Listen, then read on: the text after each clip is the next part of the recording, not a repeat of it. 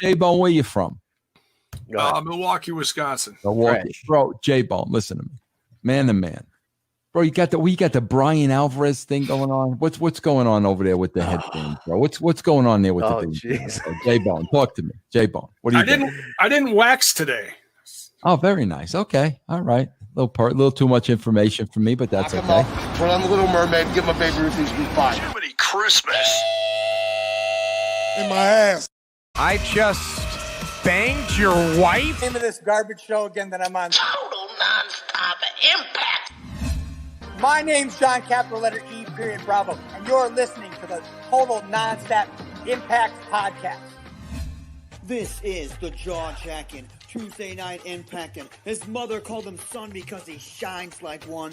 Mocha Skin Manimal, Rohit Raju, and you are watching Total Nonstop Impact.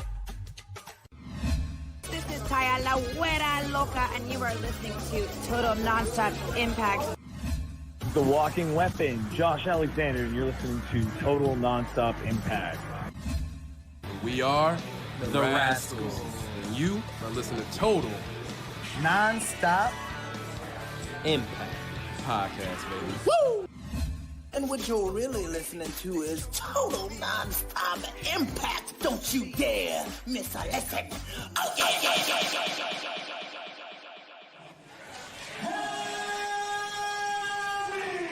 What's up, Impact Wrestling?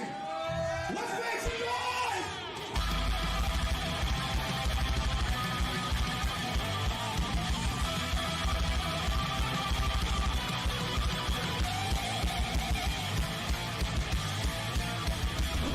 Sitting here, you guys got a 15-minute intro of putting yourselves over while I'm sitting here and watching Jaybone and Kaylon and your 50. I never saw a 15-minute intro of three guys putting themselves over. This is the good stuff. Welcome back, everybody, to Total Nonstop Impact. Impact Talk for Impact fans. Featured right here on the TNI Network and RussosBrand.com.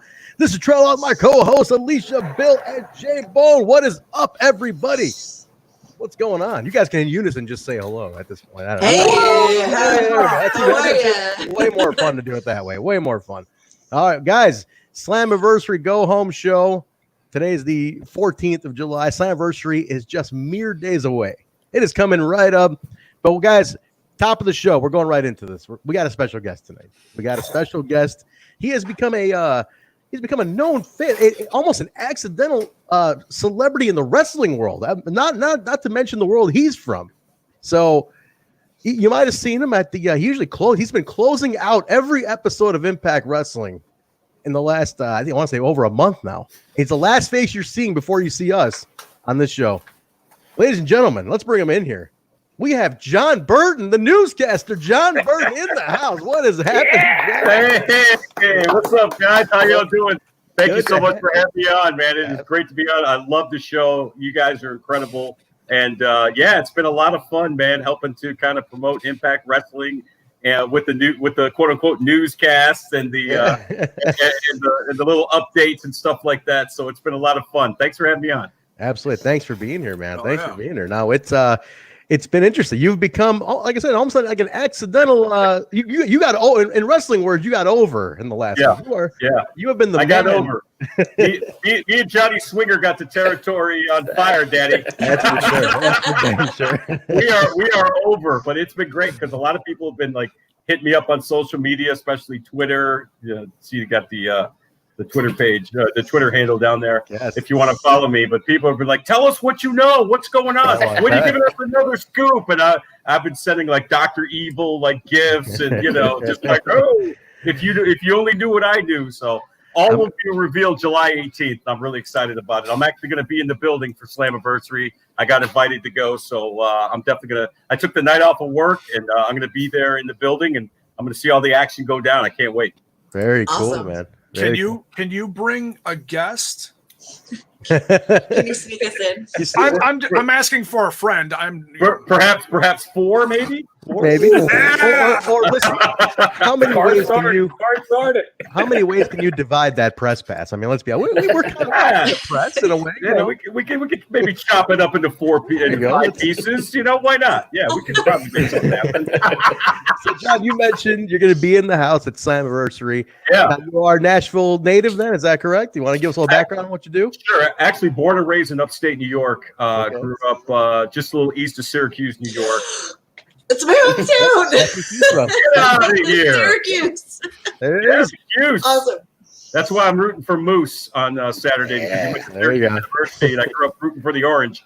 But worked in TV there. Went to school. Born and raised. Went to school there, and then ended up getting a TV job in Pittsburgh. I was in Pittsburgh for over a decade. I've lived in Nashville now for about 8.5 years, and I know a few people in the business. I did a little indie wrestling work myself in the Pittsburgh area. A good friend. Are we allowed to talk about other feds on this? Absolutely. We're not going to kick you out. It's all good. Okay. Corey Graves is a very good friend of mine from WWE, and he actually. We got to cut you off there. That is Mike. He's the guy that actually trained me to wrestle. I'm good buddies with him, and I got to know Josh Matthews when he got to town. And so they just hit me up out of the blue one time and said, "Hey, you want to help us out?" I'm like, "Yeah." I always told them, if you guys need anything, let me know. I'm here in Nashville. They're based in Nashville, so great. So we did the newscast, the news updates, and it was a lot of fun to do. And once we started posting, the wrestling dirt sheets and the wrestling website started saying, "Hey, this is the guy that is doing the newscast." And then I got like 150 followers in like 2 days and stuff like that. So it's been a lot of fun, and thankfully I did a good enough job to where they said, why don't you come to Impact? And we've got I taped the open for the show, so I'll be the first thing you see when the pay-per-view starts on Saturday. I've got another little update for you. Nice. As the show starts, so that's already in the can. We're working on that, and it's been a lot of fun. And you know what? The one thing I've learned is that the Impact Wrestling fans are incredible, man. They're so passionate. They're so much fun to deal with. They get it. They understand what it is that people like us are doing when we talk about Impact Wrestling, when we talk about professional wrestling. They know what they like. They know what they don't like, and they're playing along. We're having a good time, and people will hit me up, and be like, "Hey, stop teasing us. We want to know what you want to do." And I'll just, like I said, I'll send another Dr. Evil gift, and I'll just be like, we'll let you know. So, but it's been great. The people at Impact Wrestling have been incredible. They've treated me so well, and so it's just been a lot of fun. So, I do sports here locally, here in Nashville. I work at the CBS affiliate, and I also do sports talk radio at WNSR. I do a little show from 9 to 11 with my buddy Greg Pogue and my other buddy Crazy Charlie. And just a little plug, this Thursday at 10:25 Central Time, that would be 11:25 Eastern Time in the morning, I will have as a special guest on my show, the Greg Pogue and John Burton Show, the virtuosa, Deanna Purrazzo. There you go. Will be a guest on my show. So you can stream it. You can go to WNSR.com. You can Google us on Facebook. You can stream it live as it happens. So, we're going to have the virtuosa on, and I'm looking forward to talking to her. There you go, man. That's pretty cool. Interview. That's exciting. That's very exciting. A couple days before the pay-per-view, too. That's really cool, man. That is nice. Very nice. So, John, right? You mentioned Johnny Swinger. I need you, because I've been backstage. I've done some work with Impact. I need you to tell the people here, it's not a gimmick. The man is 1988 personified. Man, listen, as somebody who grew up watching professional wrestling in the 80s, I'm older than what I look, guys. I'm telling you. I grew up watching professional wrestling in the 80s, and that was every 80s wrestler. Zubaz pants, the fanny pack, the bandana, the fluorescent colored string tank top. I grew up. I'm from Rome, New York. That was everybody I saw at the gym. Okay, with Johnny Swinger growing up, right on Dominic Street. You get your workout in, then you go to C.F. Bracco's Deli. You get yourself a nice, ham and gabagool sandwich. Gabagool. I mean, the way he even flexes his arm is so 80s because he doesn't do this. He goes, That's right. He's got a soundtrack in his head. It's great. Yeah. Right. Dude, that guy, he is blowing up the territory right now. The way he talks with the Carney gimmick and all that. I love Johnny Swinger. He's great. Watching him brings back a lot of memories watching wrestling in the 80s. Yeah, we had him on the show. We had him on the show about a month and a half ago. He's great, man. He is absolutely great. Figure out this whole laptop gimmick, or did he call from a payphone? Actually, it's funny you met Jaybone can speak on that. Jay, you could elaborate how long that it took him a while to get going here. Yeah, I'm not gonna lie, I was a little worried. You know, he was trying to figure out the whole StreamYard gimmick. You know, But we figured it out. You know, he finally answered his beeper, and we got him on. That's awesome. That's my man, Johnny Swinger, man. But a couple weeks ago when he was looking for a tag team partner, I was tweeting like crazy. I was like, pick me, I'll take it. Now you mentioned you were trained. Did you work for a bit? Are you still doing anything at all, or what's your history on that? Yeah, back in when I lived in Pittsburgh, I worked for a couple different independent companies. So I was only supposed to work one match, right? Corey Graves trained me, got me ready for the match, and I was supposed to wrestle this guy who's a local, morning DJ in Pittsburgh, and he's also a trained wrestler. And he's a heel. He was heel. He was going to work heel. I was going to work babyface. We're going to have one match. I was going to go over, and it was going to be, yay, we move on. Well, 2 days before the match, he texted me. He says, "I have to have emergency throat surgery. I can't do the show." We had a show lined up in the part of Pittsburgh where I lived. All my friends were coming. So Graves' dad is actually the one that promoted the show. And so I ended up working a guy that's turned out to be one of my best friends, my buddy Aaron Albert, whose work name was Ashton Amherst. Mm-hmm. And we're similar size, similar athletic ability. We had a really good match. And word got around, and all of a sudden a couple of local indie feds in the Pittsburgh area wanted to book me. So I worked at NWA East in McKeesport, Pennsylvania, where I worked as a babyface. I was like John Burton, the local media celebrity, just going to give wrestling a try. And I got the fans behind me, and I love Pittsburgh. Nice. And then I worked as a heel in West Newton, PA, where I was big homie Jonathan Burton. And I was like, I'm from New York. You people from Pittsburgh are beneath me. Like, we did a show the week after the Steelers lost to the Green Bay Packers in the Super Bowl, and I came out in an Aaron Rodgers jersey and a Green Bay hat. Oh no! Yeah, man. Oh, they were ready to jump the rail. I was like, "Oh yeah, you know what it is: green and yellow, green and yellow, green and yellow." Now Jaybone's from Wisconsin. He's feeling what? He's feeling it. Yeah. I'll pop for that. I don't watch a lot of football just because I feel like the NFL is just really, I don't know. I feel like all the new rules every single year is just killed the sport. But yeah, I'll still root for my home team. Yeah, that's tremendous. So I worked for about 6 years. I actually had more matches than I had training, but no kidding. But I had the ability to listen, and I could get through a match with a more experienced guy, and and it was fun. I had a good time. I met a lot of cool people. I met my childhood hero in wrestling, Tony Atlas. Nice. I met Shane Douglas. I met Mick Foley. It was funny because I worked the show that Tony Atlas was on, and I worked babyface. I worked this guy, Crusher Hansen, this 300-pound guy. I went over and I came back in the locker room, and Tony said, "You did a nice job there, young man. You look like a young Tony Atlas." I can die now. There you go. Great compliment. That is a tremendous compliment there. That is great. Any kid growing up, man, you meet that childhood hero. Doesn't matter how old you are.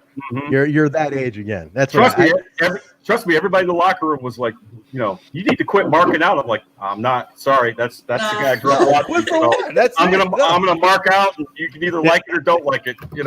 Oh, that's your whole life to mark out like that. That's your moment, bro. That's awesome. That's awesome, man.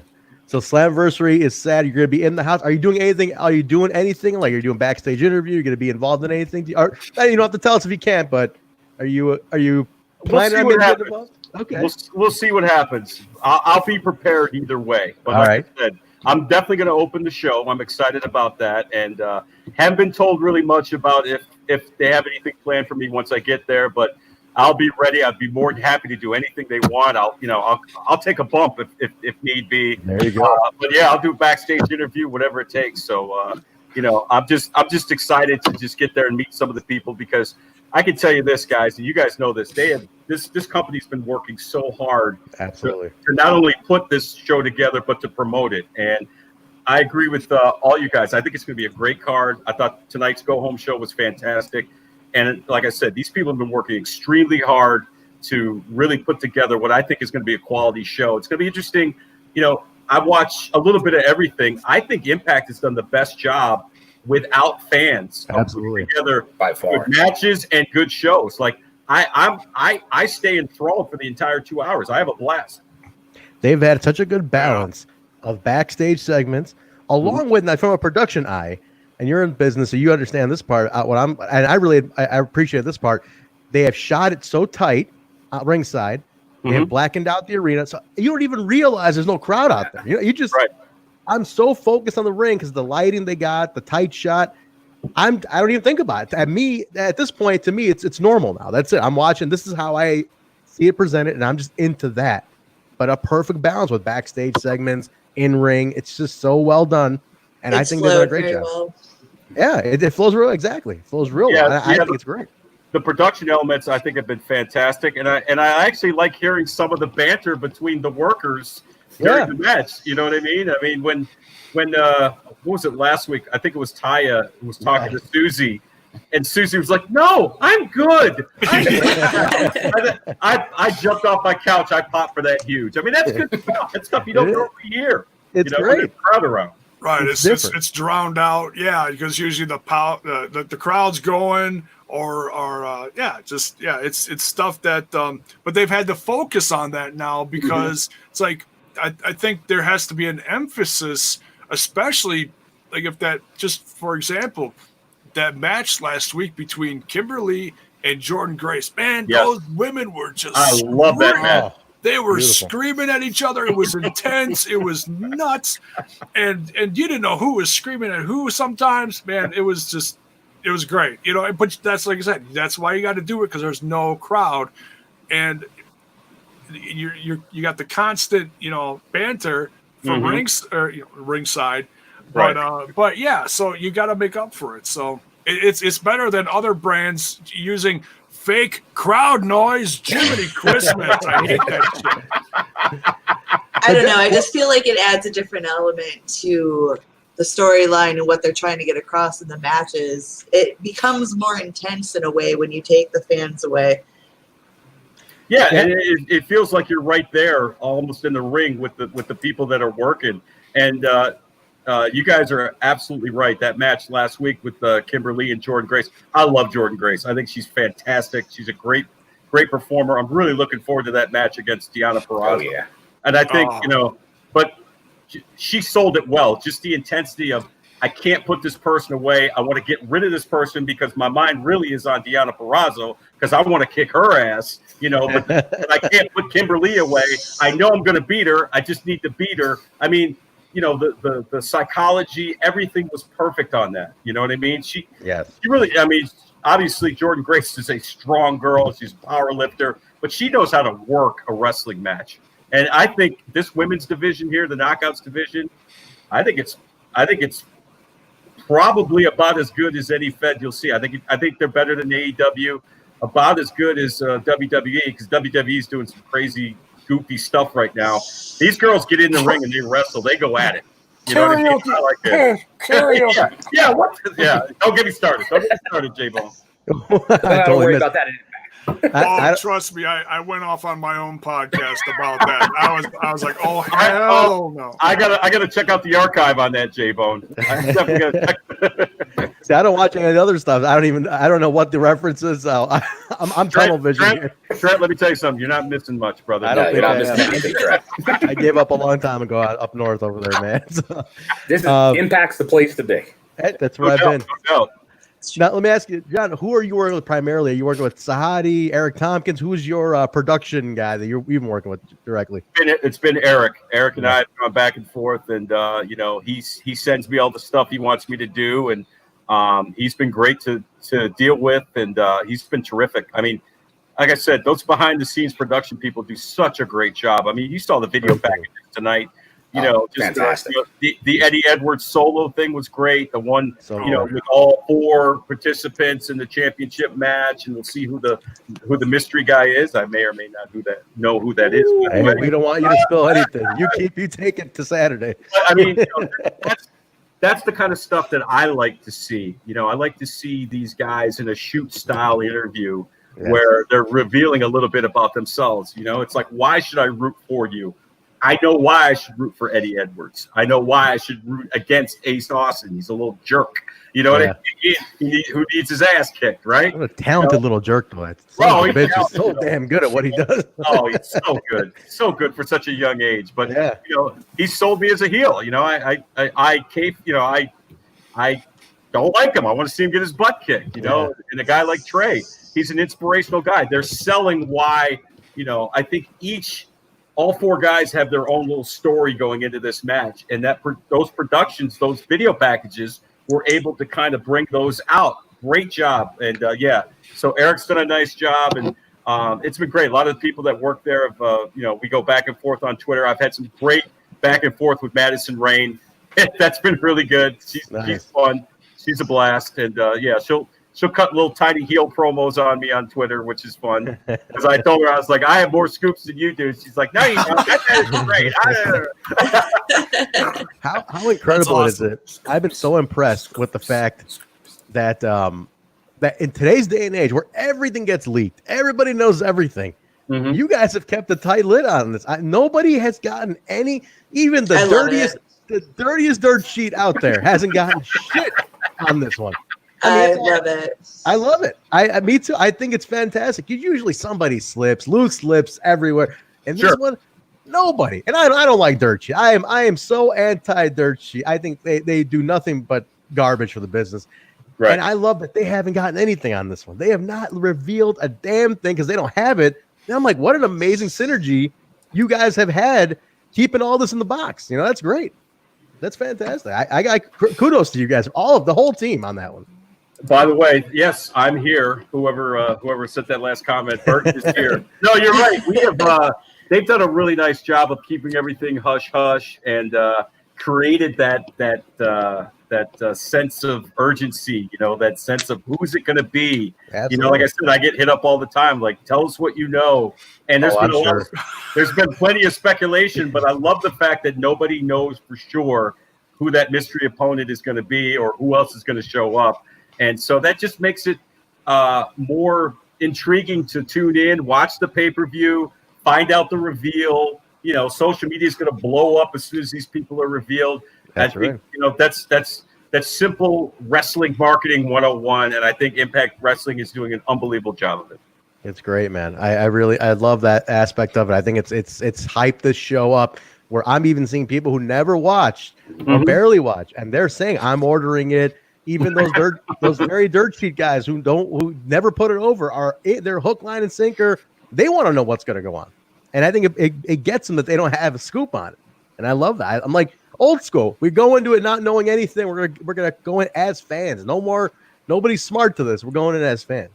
But you know, I'm surprised. You know, and you're right. Like Dave Meltzer, Brian Alvarez, you know, nobody's been able to crack the code. No. And so that's been kind of fun for us. You know, I say us just because I'm an outside part of Impact Wrestling right now. But it's you know, and that's what it's all about. You want to tune in to find out who it is. I mean, absolutely. I mean, what fun is it for somebody to leak out, hey, it's going to be so and so? You know, exactly. That's not fun. That's not why we watch wrestling. We watch wrestling for the surprises, right? We were all. You know, I grew up in the boom era, the 80s, obviously. We all watched the Attitude Era. What was great about the Attitude Era? The fact that we didn't know what was going to happen from week to week. We didn't know who's going to show up. You know, I mean, back then, it was before social media and the internet wasn't really the internet. You know, we'd see Rick Rude on one show, and then the next night you see him on another show, and Lex Luger. And then ECW, who's everywhere. Yeah, right. And, you know, I mean, the night that Lawler and Cornette showed up on ECW, I was like, oh, this is real. This is, you know, I'm in my late 20s at the time. Like, I was there. It was crazy. Bill, you were there. He was there for that. He was in the. You were there, Bill. You were there. I was there. Yeah, early ECW was I'm outside of Philly, so I was at all those shows. crazy. I was telling Trent a week ago, that's where like the biggest pop in the ECW arena pretty much was that. And then when the returns of some of the main ECW guys, like they came back again, the Taz's and the Sabus and stuff. But that the was night Brian Pillman showed up, nobody saw that. Yeah, because you never knew. You never knew. Lights go out in the arena. And that's what you are now. You're the lights go out in the arena. You're the MCU of Impact Wrestling. Stay to that final card. John Burton will have news. That's right. I got to ask you this, John. Now, you mentioned that people are bugging you. Tell us who it is. Tell us who it is. Now, wrestling fans start off nice, and we see it especially on Twitter. Then they get at a certain point, they get pissed off, and they get upset, and then they start cursing you and everything you ever stood for because you didn't tell them what they wanted to hear. Because you see it. I've seen them literally wish death upon others for not like either revealing something or not agreeing with them. I mean, they are an interesting bunch. Have you gotten hey man, can you tell us who it is to I hate everything about you, like that level of because it'll go like 0 to 60 like within one tweet. You know what? Thankfully, no. Everybody's been a good sport about it because I've kind of put out there, I tease this little stuff here and there, and I just say, hey, you got to find out July 18th. I'll be like, if you only knew what I know and that kind of thing. No, I'm telling you, I have the utmost respect for the Impact Wrestling fans. Like I said, they get it. They're great sports. They have a lot of fun. You can tell they really enjoy the product, and they really enjoy the fact that, something big is going to happen Saturday night. And so, yeah, they've been great to a man, to a woman. They've been great. Getting that mentioned a lot and stuff like that. Like I said, I picked up a ton of followers. I'm not really, necessarily obsessed with, how many followers do I have? But it's nice when people follow you, right? I mean, let's be honest, we're human, right? Sure. But no, the Impact fans are great. They're a great group of wrestling fans because, like I said, they're marks, but they're cool marks. They're fun marks. You know what I mean? And that's what I consider myself. I'm a wrestling fan. I'm a mark, but I try to be a cool mark. I mean, I'm hanging out a couple weeks ago back in Pittsburgh, and I'm with Graves and I'm with Carmella, and I'm trying not to mark out on Carmella because it's Carmella. She's a former world champion, right? Yeah. She's just a great girl, just a down to earth guy, and I've known Graves over a decade, so I'm just a fan like everybody else, and so I like to get the fans going a little bit and just have some fun with them, and that's what I've been doing for the last month or so, and so it's they've been great. Very nice. I got one question. We'll go around. We'll go with one final question from all of us. Then I want to. Hey, I'm here for as long as you guys need me, man. I got nothing to do today. No, absolutely. Hey, listen, we appreciate that. You might break a scoop if he's here long enough. You might slip. I mean, we might get it to a point where you're gonna slip because I'm telling you, we got 86 live watching, and they're animals. They're gonna hound you like crazy. What's up, everybody? Follow me on Twitter. Again, Deanna Purrazzo on my radio show Thursday, 10:25 Central. Yeah, make sure you post that on social media, John, and I definitely will. I'm telling you, you're opening up the floodgates, John. These people, they will hound you from now till Saturday. They'll find out where you live. They'll get your number. They'll find out your sibling. There'll be people knocking on my door, right? Yeah, I know. They want to know who it is, man. These guys they're relentless. I know. Look, the numbers are going up. They hurt. They hurt. I see the numbers just keep climbing. As soon as I said that, I got one question for you. We'll go around the loop here. Let me get something in. Who you've been around Impact for a little bit. You've been seeing some of these young guys. Who is your pick for the breakout? Let's say second half of this year or 2021. Who is the young guy you're seeing on the roster that's you're like, man, that's the next breakout. That's the next champion down the line. Who's really catching your eye lately since you've been around? Man, I love Chris Bay. I love his swagger. I love the way he carries himself. He's got a great look, a tremendous athlete. Does a great job in the ring. I think his promo skills are getting better. He's a guy that I enjoy watching. Like when he walks to the ring, when he makes his entrance, you're like, that guy's somebody, I really like him. I love Trey. I love his passion. I love the promo that he cut in that video package where he got really passionate and emotional. You don't see that hardly anymore in professional wrestling. We need more of that.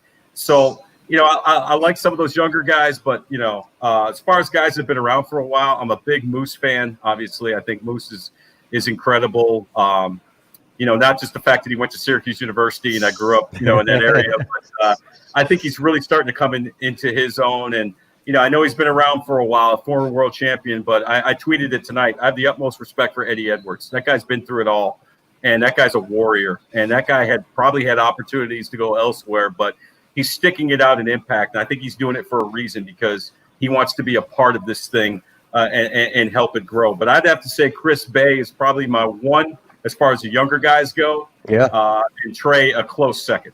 Very cool. Very good. Bill, and I love all the knockouts. I think they're all fantastic. Hard to hate the knockouts. You can't ask me to pick one. If I had to pick one, oh man, if I had to pick one, probably Kylie Ray, man. I just love the gimmick. I just love the Chicago girl, man. That's right.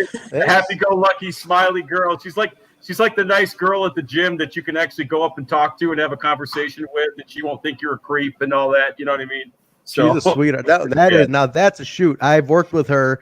I work for AAW here in Chicago. I've worked with her, and that is a shoot.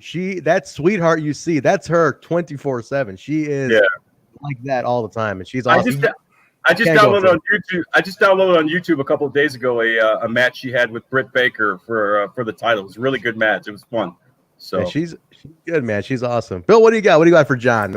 Well, since John, he already mentioned 80s wrestling, kind of going with that. Like that's my era too. So I'm looking at a lost art, I like to say, which is the manager valet in wrestling.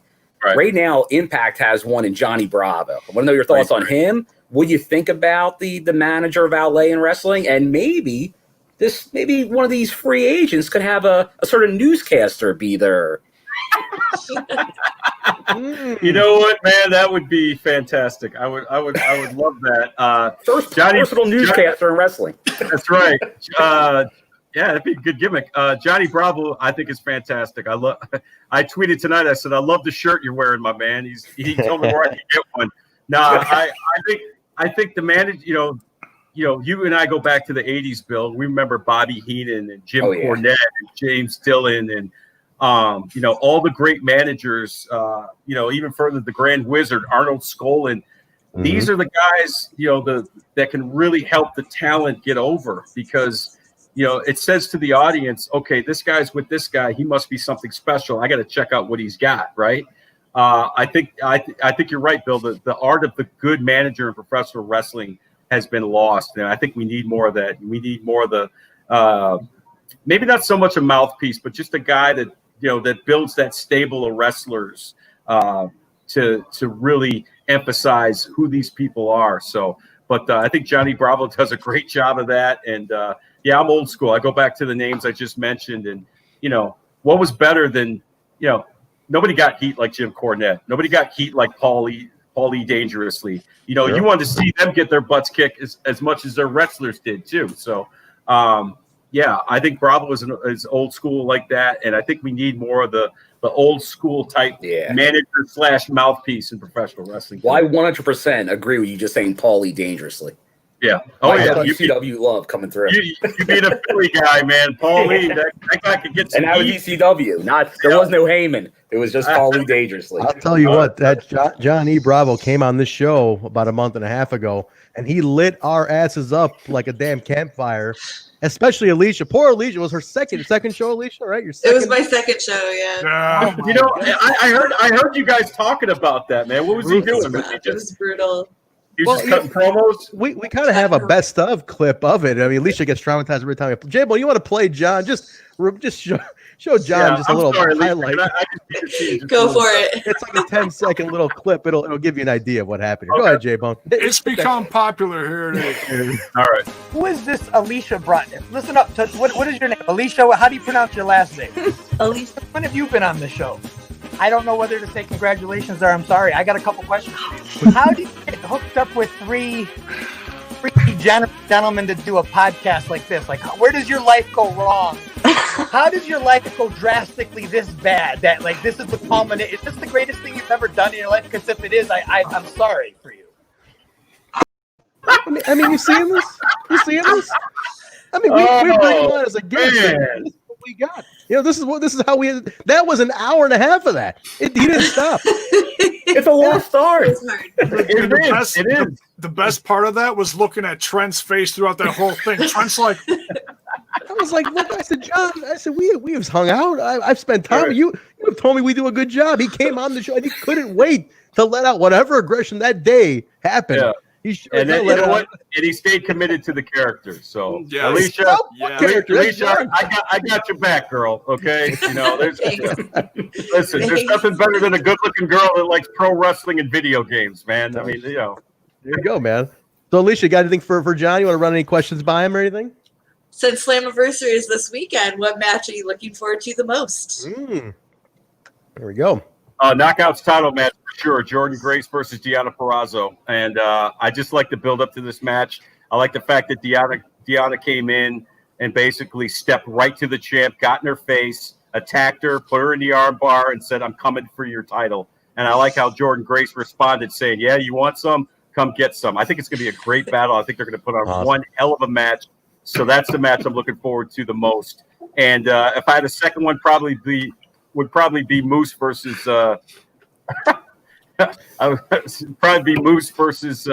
Tommy Dreamer, because you know Dreamer's just going to take an absolute beating and get this over. Moose sure does. Moose is a star, man. Moose is looking every week. That guy just turns it up more. I mean, he and more. looks like a star. I mean, that guy comes through the curtain, you're like, that's a star. You know what I mean? I always said he reminds me of like when you like an old school Nintendo game, like the final boss. You know, when the final boss appears and it's like that's dark and it's like dun dun dun. I'm like, oh shit, man! I only got 3 lives left. I'm never gonna beat this guy. You know, that's what I feel. Right. Every time he comes on, man. Yeah, no very cool. Jay, you got anything for John? You want to close it out with? Sure, make it good. Don't make this good though. Make this a good question. Jay. All right. Well, you mentioned classics, and you mentioned an icon like Tony Atlas as one of your faves. Can you mention like what you like to watch most back in the day, and who else were a few of your favorites back in the day? Sure, man. I mean, I got into wrestling about 4 years before Hulkamania started. You know what I mean? So, Tony Atlas was my guy. Like I liked all the brothers, right? SD Jones, Rocky Johnson, the original Rock. You know, I had to root for the brothers. You know what I'm saying? I hear you. Yeah, I had to root for my brothers. You know what I mean? I love SD Jones. Yes. Oh yeah. Special delivery. Special delivery, baby. Yeah. But obviously, I became a Hulkamaniac as it went through. Loved Hogan, loved Macho Man. Obviously, I was a Bret Hart fan. I grew to be a Shawn Michaels fan. My all-time favorite, probably sports entertainer, would have to be The Rock. I've had to list my top 5. Probably be Rock, Austin, Cena, Hogan, Flair would probably be my top 5. But yeah, those old school guys like Magnificent Morocco and Tito Santana and all the stars of the '80s, Junkyard Dog. The Rock and Wrestling era. Oh yeah, the Rock and Wrestling connection. And then when I was a senior in high school and we finally got cable, I got to watch NWA, and I got to see Sting. I was a big Sting mark. I obviously loved Ric Flair. When he was a champion and cutting those great promos and the Four Horsemen. So yeah, man. I mean, '80s wrestling. I talk to younger people all the time, and I say, man, you missed it. '80s wrestling was where it's at. So I encourage every young person 30 and under, go back if you have, the network or whatever, go back and watch some of those old, not only the old matches, right, but the old promos. Those were the best because you can learn when they were all hopped up on whatever it was, you know what I mean?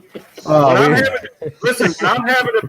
I'm having a bad day, you know what I do? I go on YouTube and I just type in Iron Sheik promo. Oh, and I play everyone I can. Good jabroni. And I just play everyone I can get my hands on, and I'm immediately in a good mood. So I encourage all the young people, just go listen to old Iron Sheik promos. Watch them. They're the best. I'll do you one better. Type in Iron Sheik Howard Stern and listen to his appearance on Howard Stern. Yeah, you really want to blow your mind. that relaunched his career. He was a stand-up comedian for a while. Unbelievable, unbelievable.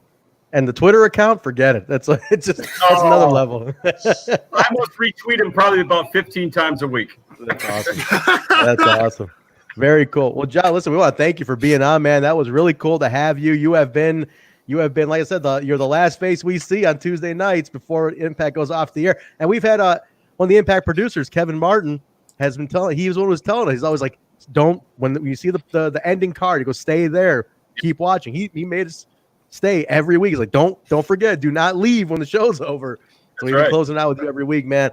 We appreciate it. We've really loved those news pieces. I think everybody in the chat here, we got 100 people in here right now. It's great. All these people, every week we do a watch along prior to this, and it's like one of the highlights of the show. So you are the accidental on purpose new star of Impact Wrestling for the Slammiversary season and the best dressed. Oh, thank you. Yeah, that's true. Yeah, man. Barry Scott may be the voice, but John is. Right now, he's the current voice of Impact Wrestling. Right now, you are, man. Well, I appreciate it, man. I'm just a small part of it, and again, the credit goes to all the people that work behind the scenes at Impact to put those pieces together. Eric and those guys, they do an unbelievable job. And I want to just thanks for having me on, guys. I've really enjoyed it, and I enjoy what you guys do, and I love your passion. And there's still a place for professional wrestling fans to go and talk and have a good time, and you guys are a big part of it. So anytime you guys need me on, I'm always here for you guys. We'd love to. Maybe after Slammiversary wraps up, we'll pop you in again. Maybe give us your thoughts on how the show went or something. We'll get in touch with you after the show. Sounds like a plan, everybody. Everybody, John, give him a follow. Is at Jon Burton 32, guys. Follow him Thursday. Don't forget. Right, Thursday, 10:25 Central Time, 11:25 Eastern Time. The virtuosa Deanna Perrazzo will be on my radio show, the Greg Pogue and John Burton Show. It's on WNSR Radio. You can stream it on our website, WNSR.com. We also have a Facebook page. Just search for WNSR on Facebook. You can stream it. And I'm looking forward to talking to the virtuoso, especially after what happened tonight when Jordan Grace slammed her face off the table during the contract fight. That was wicked. That was very cool. All right, thank you very much, John. We appreciate it. Guys, tune in Thursday. Don't forget, that's almost your final hype before the big show. Get on that. That knockouts match is going to steal the show. I think that is really out to steal the show. So get on with John and Deanna. John, thank you very much for being here, man. We appreciate it. Thank you. All right, Thanks, John. Thanks, John. Take care. All right. We'll see ya. Very cool. Very cool. Awesome. There's John Burton, everybody. There you go. Oh, we keep popping in. I was doing it again. Great interview. Right. Very nice. Yes. Very nice to have him on, man. That's super cool. That's cool, yeah. Appreciate it. Super cool guy, man. Very cool guy. I'm glad he could join us tonight. That was a lot of fun. Tremendous. All right. That was great. All right, guys, we got a review to do. Bill is basically Bill. You're not. I can't call you the scumbag. You're not a scumbag. You're the nice guy. He's the nice. The scumbag's not here. Scumbag's not here. Well, we can call Bill the fun bag. Are you drinking something from Checkers? Is that from Checkers in Round? Is that a road soda? Oh. I have a feeling he did that on purpose. I'm gonna say he did that on purpose. I'm telling you, he did this all through the watch along, making me sweat. I think the temperature in my office went up like 15 degrees. It got so hot in here. I was like, damn. Bill at the product placement's fantastic. What's the t-shirt today, Bill? What do you got going today? Oh, it's Moose, bitch. Get out the way. Nice. Now, the hype for Slammiversary, for the Slammiversary wardrobe is on. You got to follow Bill. He's already teasing what he's going to wear on Saturday. So definitely get on his Twitter and check it out. Well, now that the TNI account put out the robe, I may have to put a picture of the robe out there.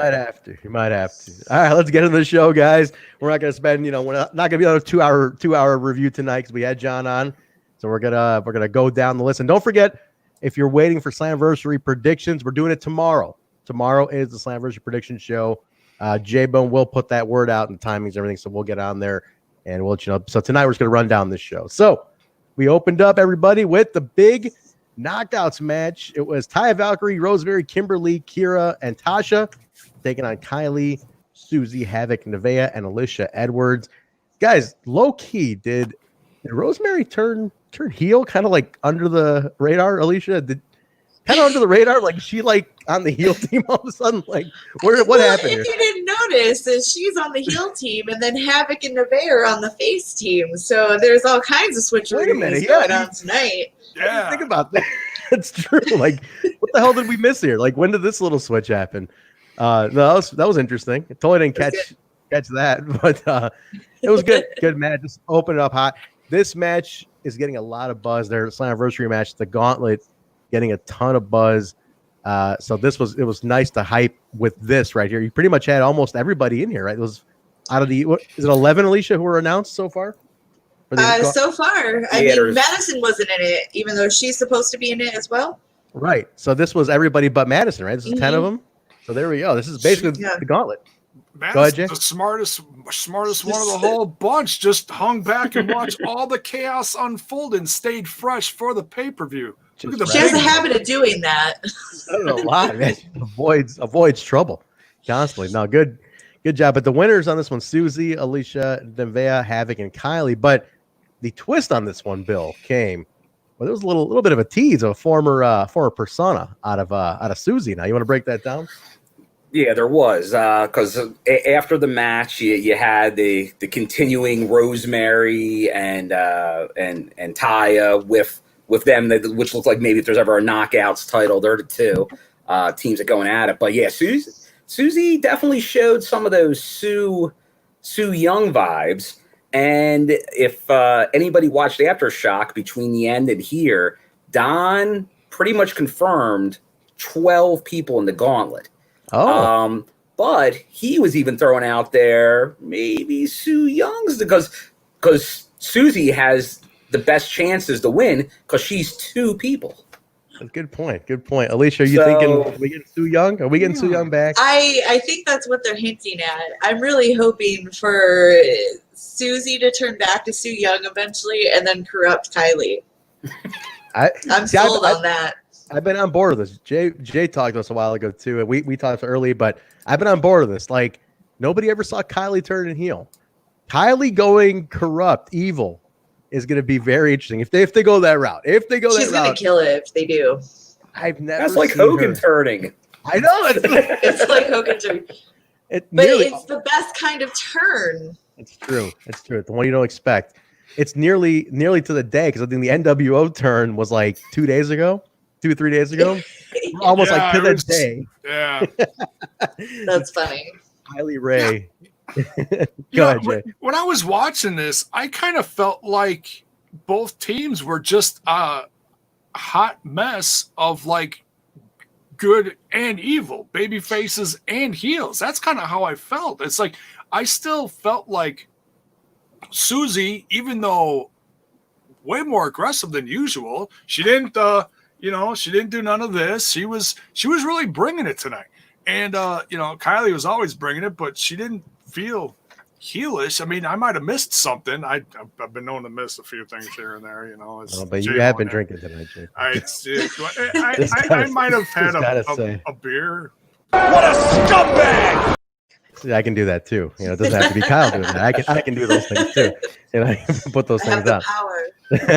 But listen, at the end, it was a little bit of a beatdown. We had our favorite. La güera loca. She was upset.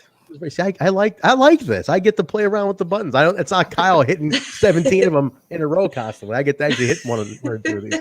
Like our favorite one right here. Our favorite. Hey, Vince Russo, how you doing? No, I mean, listen, I don't even have a pick for who's coming out of the gauntlet. I'm gonna think about it until tomorrow. But everybody looks strong here. This is a good way to get everybody seen. That final go home hype, I liked it. It was definitely a nice thing to have a last, ending brawl. Just kind of leave you with something going into Saturday. So I'm down for it. It was done well. It was short though. It was kind of short for 10 people. But so Trent likes playing with his new toys over here. All I gotta say is, oh, good for you. There you go. See, we can't not do sound bites just because he's not here. I just want to say this as far as that match. Anybody notice the part where Alisha goes to Havok, hey, pick me up and throw me? She does it, and then Havok throws herself out afterward. I didn't catch that. I saw the sequence happen. I didn't hear her though. That's awesome. That was great. Alicia really shocked Havok. She was like, "Hey," and Havok was like, "Whoa!" That was hilarious. She goes, "Pick me up and throw me." She's so tiny. Like I saw her in person. She's tiny. Like I bet they have fun. Like they're like, "Throw me." She's throw her. She's like, "Yeah, great." Like it's fun. They could like easily just pick her up and throw her. She's tiny, but no, it's cool. Definitely a fun opener. We go from that, guys. Ace Austin and Fulton. They're in a car. I think he alluded to it being an Escalade. Was that right, Bill? Escalade. Yeah. Well, Kevin confirmed it. I knew it was an SUV of some kind because everyone was like, "Who's driving? Like, what's going on here?" And then it's like, well, he must be in like the second row because at first it almost looked like he was driving. Then he definitely wasn't driving, and the car was moving. No. So it's like. So, but then we obviously will find out later that it is in fact an Escalade. It is an Escalade. Ace Austin's already got Escalade money. Look at that. It's a rental. It's like they just put all out for the Escalade. Like just it's brand building, just image building constantly. Hey, when you're Ace Austin, when you're vying to be the youngest world champion in Impact history, money's no option. Object, actually. It's no object for the Ace.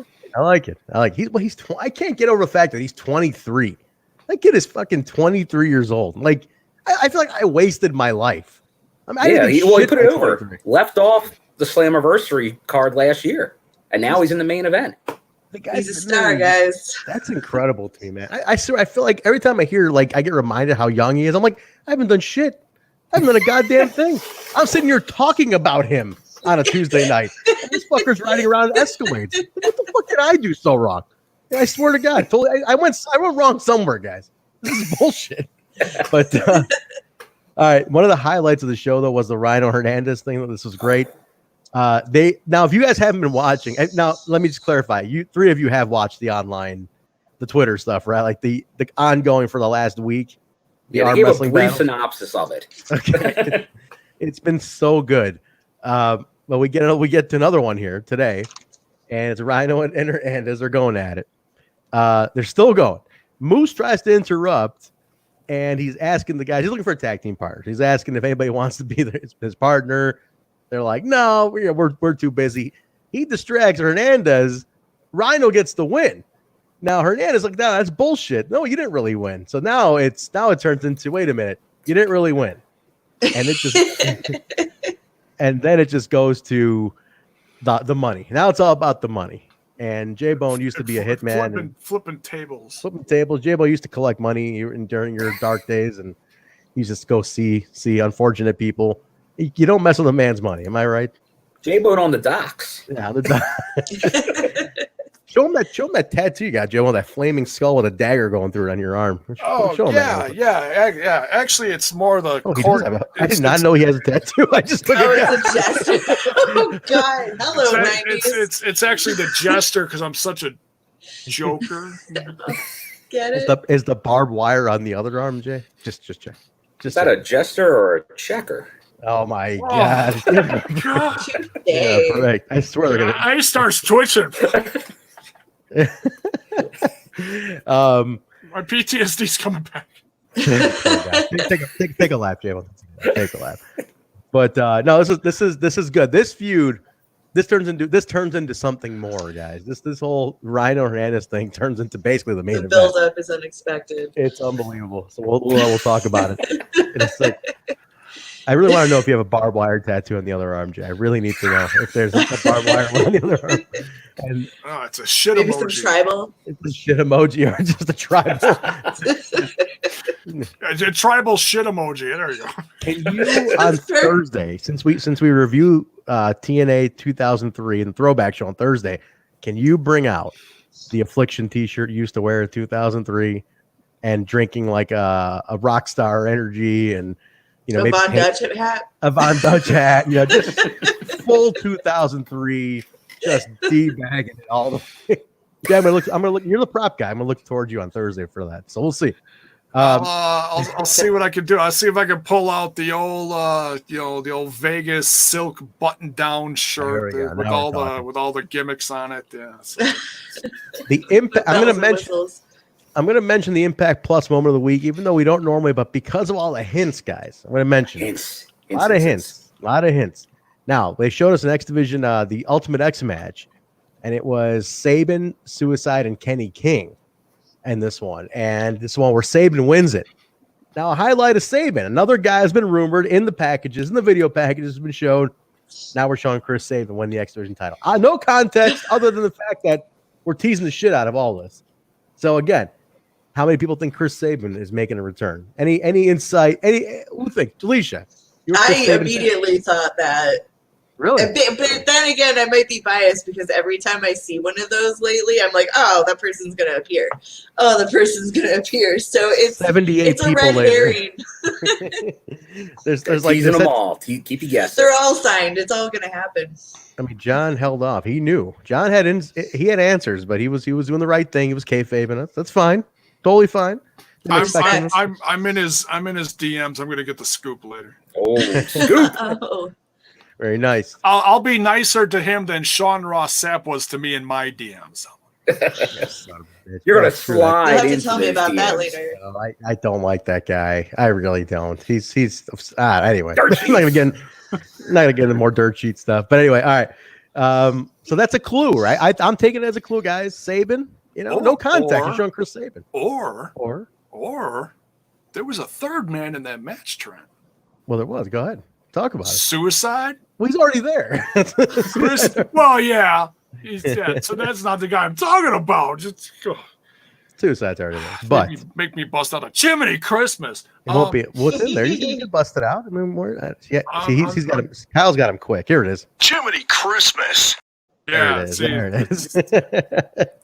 But maybe. Listen, Suicide's there. That's so. I don't know, man. Again, all the hints. Everything's a hint now. That's how I'm looking at it. Talking about Kenny King. Yeah. Where's he been? Where's Kenny King been? He's been in Ring of Honor. I was gonna say Ring of Honor, right? He's in Ring of Honor, and I know I'm seeing a million different things about contracts, like they're re-signing people, they're not re-signing people. Bully Ray's a free agent. Could other people be a free agent as well? And I'm not assuming nothing, but he's the third man in the match, so I had to bring up the name. And he while Bill was nice enough to remind me that he's a 2-time X Division champion, former champion. That's true. He is. You forget about Kenny King's title. Is it 2 times, Bill? I don't remember. Twice. 2 times. Twice, huh? I don't remember him being twice, but yeah, he had a decent reign. That Mir Neeson with the BDC reminder. Thank you. I love BDC down plan as well. I got like 3 BDC shirts and the hat and everything. I was a huge mark for BDC. I loved it.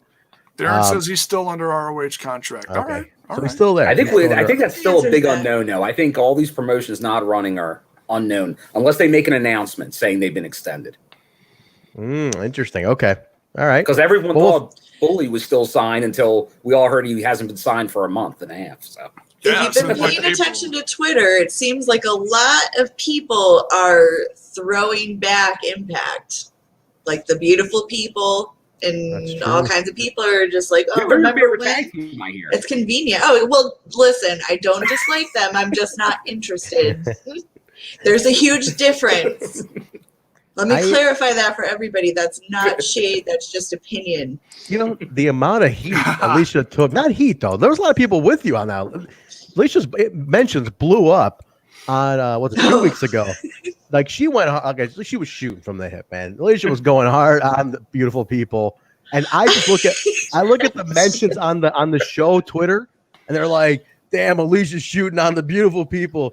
Damn, Alicia hates the beautiful people. All I said was I wasn't interested in the return. I didn't knock their talent. I didn't knock anything else. They're great. I love what they've done for Impact, but it's not negative to say you're not interested. You're just the ship has sailed.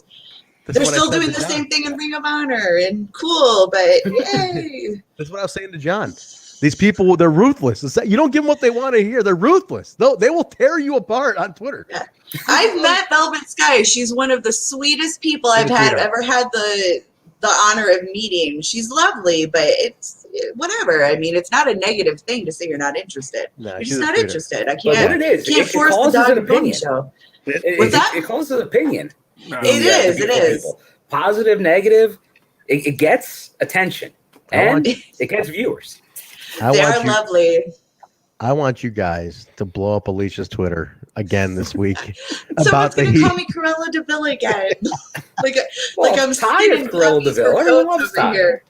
I want you guys to go ahead and just let Alicia know what you think about this heat. She's shooting. She's the cowgirl today. Love them, but no thanks. Oh, you guys are terrible. I wish you could have seen the mention. Jay, you saw him on the TNI Twitter. You saw him. They were just like They had in the shock. pitchforks and torches, bro. Oh, there was a lot that agreed with you, but they were shocked. They're like, "Damn, I thought she was gonna put him over. What the fuck?" You know, like, they couldn't believe it. Oh, you guys are gonna get me They're gonna get in her trouble again. I'm know, gonna go to wrestling jail, wrestling court. Velvet's not. Velvet's Oh, not, wrestling court. Look I'm out. gonna go to wrestling court and get the work. Velvet doesn't hold back on Twitter. She'll jump in there. She's great though. Again, they're No, she's great. wonderful. She's great. Listen, she might. Who knows? Maybe she'll escort Bully out on set. Honest to God, I have no clue what the fuck is gonna happen at all. I cannot even figure anything out. I'm ready to have can't my even- mind blown. I'm serious. I can't even connect any dots on this. All right, keep going, guys. XXXL, AC, and Larry D taking on the Deaners. Now, okay, one small thing. I don't know if anybody caught this. I loved this small detail when XXXL's walking out. The shaking camera. Did you see that?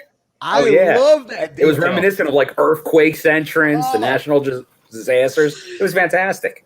That It little made me detail. feel weird. Did it? It's like I'm kind of overweight, so I was just kind of like, oh, really? Like, whatever.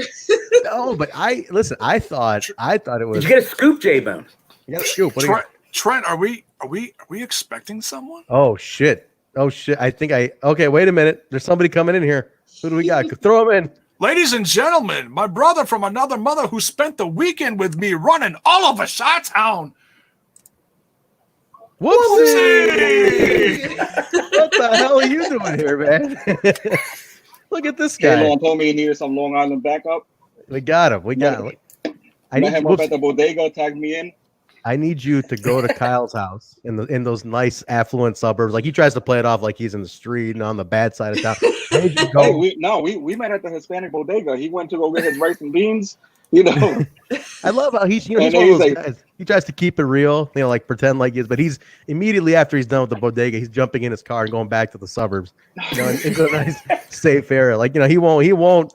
He knew you were there to protect him. That's all it was, Whupsie. That's it. No, he got his brownie points. You know, he got to get, and this is also a Twitch thug takeover. There you go. Nice. Good to have. No, at least we got somebody from Long Island here. Good to have you, Whupsie. Nice. Twitch. Very nice. Very nice. There you go. He's drinking with me. PBR. Cheers to both of you.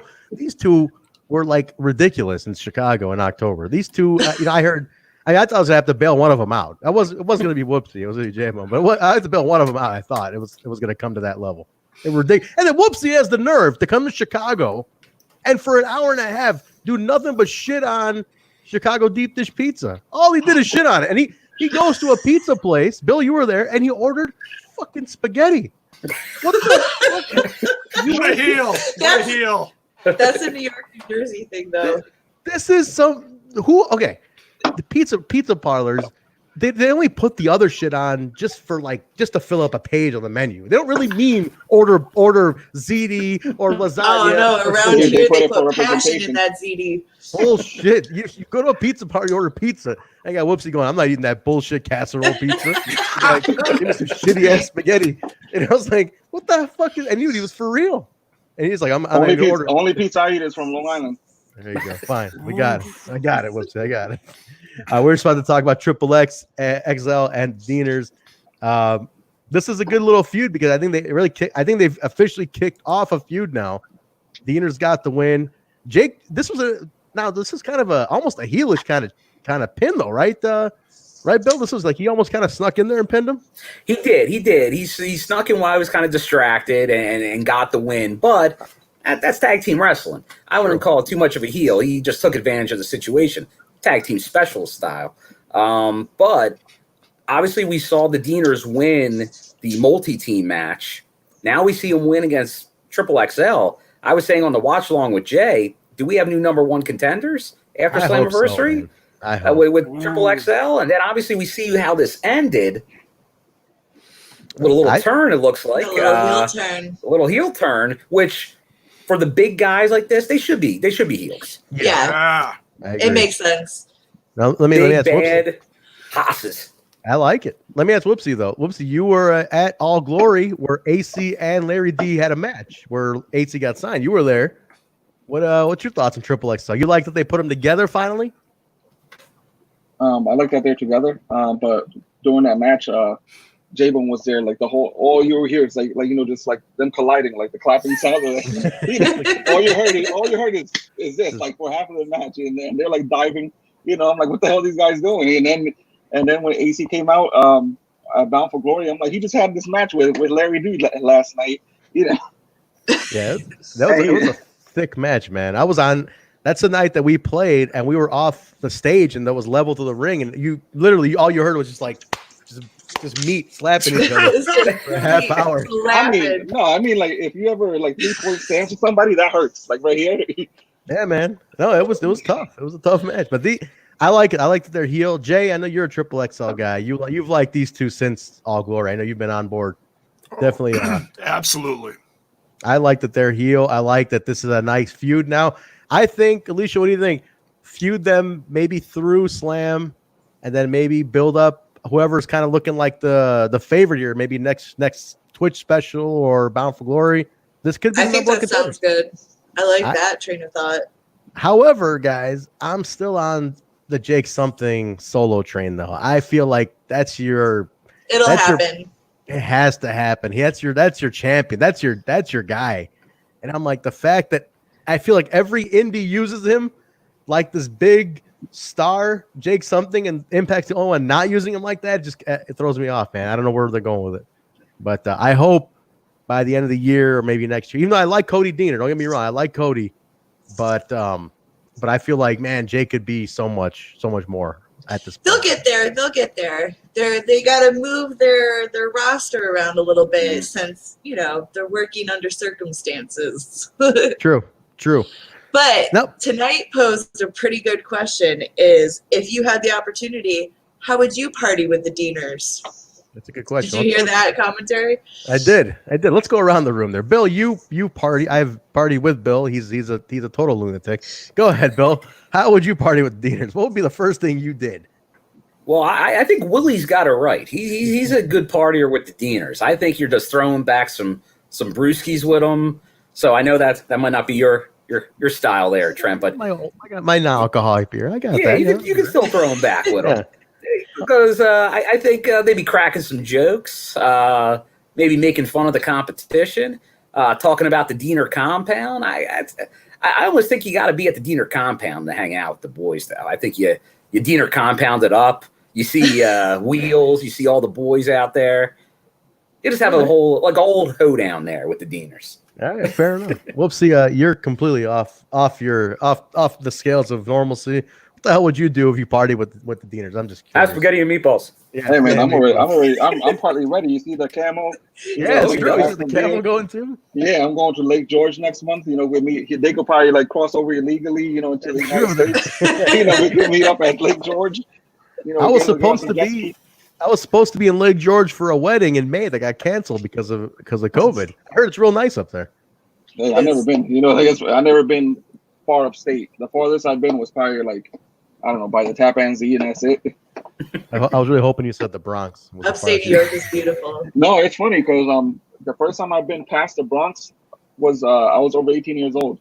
When I finally went north of the Bronx. I remember the first I was going to Yankee Stadium one time, and this cop would not let me take the exit. He's like, "No, you got to go this way." I'm like, "I got to go to Yankee Stadium," and he's like, I'll never forget the words he said to me. This fucking cop. I was like, "I'm going to park in Yankee Stadium." And he's like, "You ain't going anywhere." And I'm like, "I got to go to the fucking game." And he walks up to the car window and literally the words he said were he looks at the license plate because we drove there and it said Illinois. He looks at the plate and he goes, "I don't give a shit where you're from, Came. You ain't going to Yankee Stadium." I'm like, "From Game?" He's like, "Get the fuck out of here." I was like, your first mistake is that you drove there. I was like, "From Game?"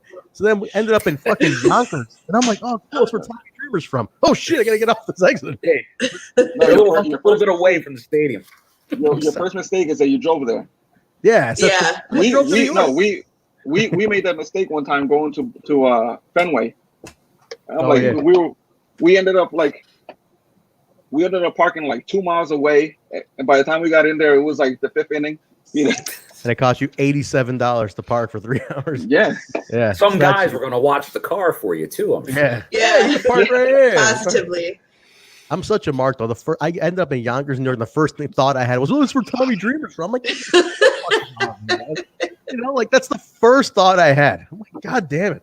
That was like 15 years ago. All right. Funny thing. That's where I went when I first went north of the Bronx. Yonkers. I'm like, oh, I'm upstate. That's you can see the fucking statue from there. I could hang with the Dinos too, because I got rocking the mullet right now. There you go. Are you rocking a mullet? Look at this. Look at this. Whupsie, man. Look at this. Rocking a mullet. Man, there you go. Party's in the back. Party in the back. That's right. Is your Camaro? Your 87 Camaro is parked out front? No, it's a tribute to Jiminy Christmas 90s Jaybone. Jay, are you seeing this? Look, I mean, look at. Let's see the comparison. Look at this. Jiminy Christmas. I mean, that's a pretty spot on mullet. Look at that. I'm not gonna lie. I'm not gonna lie. I'm a little jealous right now. That's because that's brings back a lot of memories. A lot of memories for Jaybone. Hey, don't. Since we're talking about New York and Long Island and all. Hey, Vince Russo, how you doing? How you doing? Oops, you ever been to Pizza Stop where that guy's from? You ever been to that place? Apparently the pizza sucks. No, we're territorial with our pizza. That's true. Like once we stick to one spot, everywhere else sucks. There you go. All right, fair. All right, listen.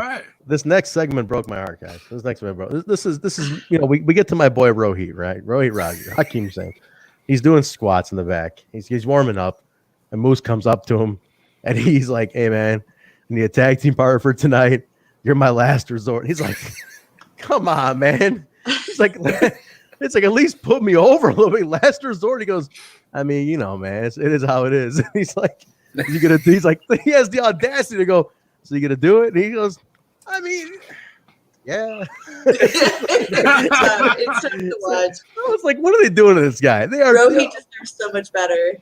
Oh my God. I couldn't believe I'm like they're killing this guy. Nah, it's the perfect story. From zero to hero, Trent. I know. So he takes it. I love how he walks away and Moose just looks at the camera. He's like, bottom of the bear. Bottom of the bear. Jeez.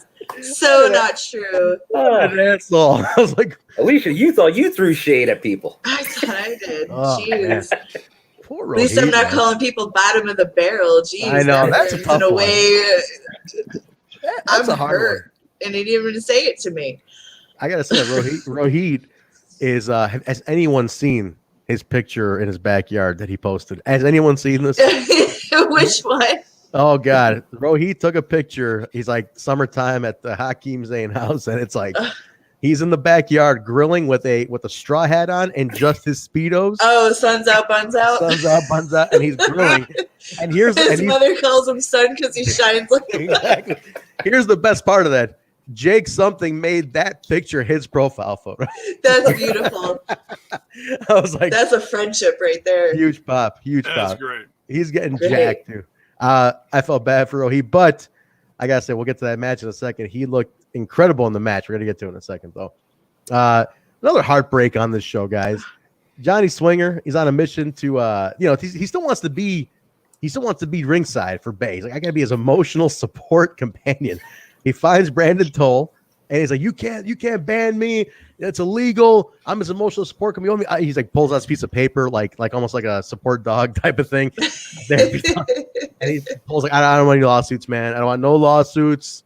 All right, like that's fine. Go ahead." And this is where the heartbreak comes in, man. So he's walking back to tell Bay the good news. Yeah, Daddy, I got it. And he hears Bay talking to Gia Miller, hitting on Gia, Gia Miller, hitting on her basically. He's like, yeah, I got everything set. That old man, that old geezer, Johnny Swinger, that do my bidding and get me a win. He's gonna get finessed. I was like, is that what he said? Get finessed? Yeah. Put the salt on that. And it was something straight out of a sitcom Like I don't know why. Anybody watch Saved by the Bell here? There's an episode where Screech like overheard somebody saying something. Oh, that girl who was trying to when he was making the secret sauce and she thought he was rich and she's like, that geek Screech thinks I actually like him. I'm just using him for his money. And he like overheard it. He's like, oh damn. Like, well, Gia noticed Swinger walk up. I don't know if you caught her face at one point, but she raises an eyebrow and kind of tilts her head looking at him a little bit. And because immediately when she walks out after the segment, she pats him on the shoulder, like immediately, like, it's not like, oh, you're standing there. She like nods at him and like pats him on the shoulder. She's a good one. She's a keeper. We like that, Gia Miller. I like Gia Miller. It's good. I didn't catch that. Gia. She told Gia Miller. I gotta watch that back. That's interesting. That is pretty good. You know, me over analyzing, but yeah, I noticed that, and she noticed him walk up and like gave him a look and a nod. I gotta say though, props, because I usually catch that little detail stuff, and I don't always catch it. So thank you. That's a good one. Impact has been like brilliant about the little details, like the nuances. Yep. Awesome about the nuances. Not getting enough credit for that. That's a real big part of the show. This is why they have the best thing going right now, but people are so worried about competition that they're losing out on great showcasing right now. It's a shame. Are you kidding? These people online are too busy breaking down demographics now. It's come to the point where it's not about the demos, Trent. No, it's all about the demos. Apparently, now it's like, hey, but the people 42 to 73 have been watching, and between the 10 o'clock hour. Get the fuck out of it! Like, what are you guys are arguing this now? This is what it's become. Like, just watch the show. I can't listen to another person another show get made fun of for only getting the 50+ demographic. Like, it's corny. Like, so corny. If that's what wrestling is to you, that's sad. Like, just like it because you love it. Perfect way to put it. If that's what it is. Jaybone, just because you're near that demographic, I don't want you getting all hot at us now, okay? Impact is shooting for a little different demographic. I don't want you to, I'm just kidding. Actually, you are. Jiminy Christmas. Who am I to talk? I'm not that much younger than you. For fuck's sake. What a scumbag! Doing pretty good, Jaybone. You're doing pretty good with these. You know, it's a good. He's got the lollipop, the alcohol, and the sound bites going. It's pretty good. Whupsie. He's trouble tonight. Whupsie. This is a bunch of crap. This shit sucks. As a Long Islander, Whupsie, are you impressed with the level of scumminess that Jaybone is showing off to make up for your cousin Kyle? I mean, it rubs off, you know, like, you know, we had a whole weekend, you know, that teaching the ways. I got to ask you something. Whupsie. You've actually hung out with Kyle in person. I mean, yeah. I think the listeners really want to know. Just sum it up for me in 60 seconds. How terrible of an experience is it just to be around Kyle in person? He's terrible on the show. I mean, the last show we did the Impact Plus Weekly on Sunday. Bison on Monday morning literally sent me a message on Twitter and goes, "God damn it, Kyle is a vagrant." And you know, a proper British guy goes, "He's a vagrant, man." You know, and so I was like, fuck. You know, they have a lot of tolerance, and he wasn't having it. He was. I almost wanted to like choke him through the screen. In person, no, you know, how terrible is it? I want to really get to this. The funny thing is that when we met up, we just clicked like instantly. You know, that's what it was. It's like the opposite. I was really hoping for a worse experience. It was completely the opposite. You know, we were throwing shots at Basil. You know, Basil's Jaybone's new co-host on Wednesday nights now. My favorite part is like they had like some ECW segment, like, you know, old time as probably Sandman or Sabu, and then somebody yelled, "Nobody wants this," and then Kyle goes, "I do. Shut the fuck up." Oh, it's at the taping at Melrose. Yeah, at Melrose. Yeah, that was one of the fans. No, you don't do that at a show. Yeah, Bill knows. Bill is like the mayor of the live audience, as we know here. Let's remind everybody.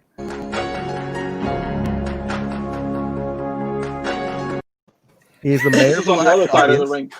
So I mean, you know, you gotta like if that's happening, Bill, you got an enforcer. If it's ever in New York City, just tell Whupsie to get on it. He'll take care of it. Because Whupsie, I just thought it was funny, but there are a lot of people that don't want to see like the ECW stuff, like the old timer guys. I gotta say though, like the veterans. Rhino's killing it though. By the way, I don't care what anybody says. The Rhino and Hernandez shit's killing it. It's amazing. So I don't. And Tommy's promo. His promos the other week, it was fantastic. Yeah. Used in the right ways, they're fine. They're fine. They just can't overrun the show. That's anything. Right. Because for a while it was overrunning the show, right, Alicia? It was like for a bit. It was like, yeah, when Tessa was going for the main title, oh god, I can see why people got burned out on it, but they've corrected it. They've balanced it out, and we're lucky to have those talents on our team. It's good to have them. Absolutely, the experience is great. You just can't have too much of it all the time. I was like, man, this is turning into like, it's turning into like mini ECW, and it's like, what are we doing here? It's 20 years old already. They had like I'm a Dream Pack, but I can't ever say anything bad about ECW. I can't either. Yeah, Don't get me wrong. it's great. I love it, but don't get me wrong. But it's like, at a certain point, there was a period though where it was like it was a lot of ECW segments. A lot of nostalgia. A lot. Which on the other hand, I was looking at like, if you think about it, they were basically setting it up for Moose to just go through all of them. That was the idea, just to kind of like blaze. Yeah, sometimes there's long build on these storylines. Yeah. I always keep forgetting that whole TNA show got canceled during the COVID, and so a lot of the references, I'm like, why is this happening? And then I have to like briefly remember, oh yeah, there was supposed to be a purpose for that, and now they're just trying to like blend it all together to make it work. They're doing a great job. Good point. We get a recap, guys. Jordan Grace and Gianna's feud, how it all started, but then the contract signing, which, okay, can I just point out, Jay, you've watched a lot of wrestling. You've seen a lot of those classic contract signings. Why is a contract signing happening after the match is already announced in 4 days? Did anybody else catch that? Yeah. That's how it always happens right before the big event. You've got the build up, and then you've got the final face off of the two. I'll be honest though. I felt bad for Jimmy. I actually honestly I feared for his meow.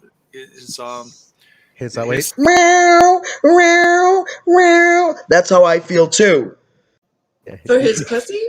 That was perfect placement. Jiminy Christmas. I felt I was scared for his well-being. Okay.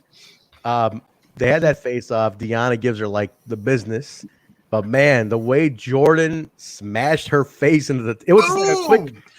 She said, "Bam!" Oh my god! I thought she legit broke her fucking nose. I was like, "Holy shit!" Like she like smashed her face in quick, and then brawled out. And Jimmy's like, "Hey!" She's like, "What are you gonna do? What are you gonna do, Jimmy? Zombie princess? What are you gonna do about it?" She said, "Try me." She said, "Try me" to Jimmy. That was awesome. Well, no, she didn't. But like her whole aura was like, "Try me." You thought you were gonna come in and do what you did, doing those sneak attacks, and now you got me face to face, and watch what happens. It was good, man. It was real good. It's I thought for a second, honestly, Jimmy Jacobs was going to turn around and hug that freaking big plant in the corner. Go hide behind it. Yeah, legit. Be like, hey, come out when it's done. Is it safe yet? It's weird when you see Jimmy like this because you forget he was a wrestler for so long. Like he still works every now and then, but I'm like, you forget that Jimmy wrestled too. And you're like, damn, like you look so helpless right there. The persona is so different compared to if you're familiar with his past work, it's so different. Which is funny because he was like a hardcore bloody wrestler at one time. And it's like, hey, I'm Jimmy Jacobs here to. Hey, I'm Jimmy Jacobs. Yeah, nice guy in his salmon shirt. Whoopsie, what T-shirt are you wearing today? What do you got on there? What are you rocking? It's just a plain tee. You come on the show without a printed logo or some kind of branding. I mean, look at it. We're all walking billboards over here. Look at this. Rosemary, Moose, ICU. He's got her own shirt. Hey, Whoopsie. Oh, Rosemary. Nice. I like that. That's a good shirt. I mean, Whoopsie, you're gonna come on here. I'll be back. There you go. All right, there we go. I like it. I shamed him into it, guys. He's feeling left out. Hey, at least he's representing good Milwaukee-made beer. That's right. He's drinking your beer, J-Mo. All right, we get out. We go to the recap to North. That's why I knew there was a special connection between Whupsie and me. He's drinking PBR. I love that boy.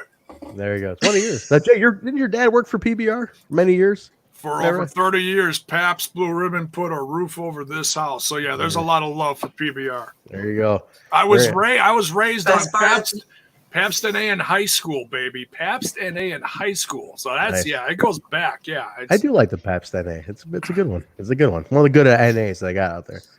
All right, somebody remind me about this. Now, we got a recap of the tag match, and Sammy tells us, "Oh, look at this!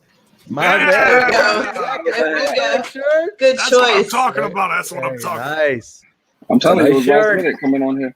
I like it, Whupsie. Very cool. Very cool. How's that fit? Very nice. Good quality. Are we doing a good job? TNI doing a good job for you? Yeah. You actually have to upgrade the quality. There you go, Bill. You just have these things at the ready, huh? There's like, is there a closet to your left? And there might be a closet to my left. He's able to just grab the props, like it's great. He just pulls them out, like a kendo stick, like maybe Monty Brown pops out at one point. With the pounds. Pounds them up. Anybody ever see Basketball where the guy went to that Kareem Abdul-Jabbar in the trophy case, and then he actually moves? Like the rich guy had Kareem as a trophy. Oh, gee. I'm probably the only guy that hasn't seen it. There's there's a defining list of movies that at my age I should have seen but never have seen, like E.T. I'm 46 years old and I've never seen E.T. The first time I'm going to say it on this episode, guys, cut his mic. How do you not see E.T.? Jaybone, on accident you see E.T. On accident you just see E.T. It's on TV like all the time. During the fall, especially, and shit's on TV constantly. How do you not see E.T.? I hate movies on TV because you gotta stop with the commercials and shit. It's like I'm sure I'm gonna own it someday. I'm sure. Cut your mic. Well, it's only been about 40 years. Only 40 years. You know what? If you haven't seen it now, why bother watching it? Yeah, why bother? She's right. She's right. Why bother Just now? F it. Yeah, screw it, Jaybone. Go to the grave without seeing it. I've never seen a Bond movie, and I'm going to keep it that way. I've never seen a Bond movie. Not a single Bond movie. Here's the real shame in that. My sister's worked on 2 of them in Hollywood. She works in Hollywood. She worked on 2 of them. I just watched the parts she worked on, little clips, and I'm like, that's good. I've never seen it. But, Mr. Peeps. Mr. Peeps, how have you never come up to me at an AAW show? He says he's always his AAW drink of choice. Have you ever come up to me and said, hey, I'm Mr. Peeps? I'm always running around at AAW. Shit. By the way, stay tuned. We might be coming back soon. I don't know if you saw that video. Anyway, all right, let's keep going here. Dude, I was cutting promos on Saturday. We were putting together some best ofs. They had me do one of the best ofs. It was great. All right, to keep it going. What are they saying here? More review come? What's happening? Movie reviews with Jaybone. Oh, okay. So leading off as Sammy and Shamrock, didn't Sammy, correct me if I'm wrong, but did Sammy call Ken Shamrock a wild stallion? Did he? I missed it because that's awesome if he did. And thank you, Bill, because my next thing would be is if they don't call their tag team the Wild Stallions, I'm going to be sad. Because he definitely did. I don't know. I can't verbatim quote it, but he at one point goes, Ken Shamrock's like a wild stallion. Oh, my God. That is such a Sammy thing to do, to throw in a pop culture reference. That is total Sammy move. I appreciate it. I didn't catch it at all. That's awesome. But he told the story about the scorpion and the frog. But, okay, somebody remind me. Somebody on Impact has used that in a promo before. Does anybody remember? Somebody used this in a Critical Sting. You better fucking be in your Critical Sting. I swear, because I go to you for this shit. And somebody used this in a promo within the last 5 years. The scorpion, the frog analogy. I swear, I'm not making this up because it's one of the most brilliant stories to tell in a promo, especially for a heel. I thought it was Killer Cross. Maybe I'm wrong. Somebody did, though. Somebody let me know in the chat. I need to know. Striking. Maybe the Stinger? No, it wasn't Sting. It was a very heel thing to do. Critical Sting doesn't know. How are you gonna let me know like this, man? How are you gonna play me like this, man? I go to you for this kind of Scott stuff. Steiner. Scott Steiner. Was it Scott? It's Cross. That's right. Look, Hakeem saying it was Killer Cross. He's right. Justin Johnson. Oh, thank you. Yeah, that's what I thought. I'm telling you, Cross used this one somewhere because I'm like, man, that sounds familiar. Somebody else used this analogy. Definitely. Yeah, I think it was Cross, guys. Thank you very much for clearing that up. But this is this match, guys. I don't know. Well, let me ask you, Whupsie. What do you think, man? Throwing together tag team. Is it going to be Sam Rock taking it off the North? What do you got for this one? I don't see them taking it off, but I don't see it, but I could I wouldn't be surprised. All right. All right. Yeah. Like I don't want to see it happen, but I do kind of want to see the North kind of go solo. Not solo, but I want it to be like in a group, kind of like Team Canada. Oh, okay. But have solo runs while still being together somehow. Kind of like what Team Canada used to do back in the day, right? Like they solo out, team up, solo out, team up. That's been another one that's been teased. The Team Canada thing. Bill, did you get a Team Canada shirt as well as part of your? Can you reach it? Can you just reach it?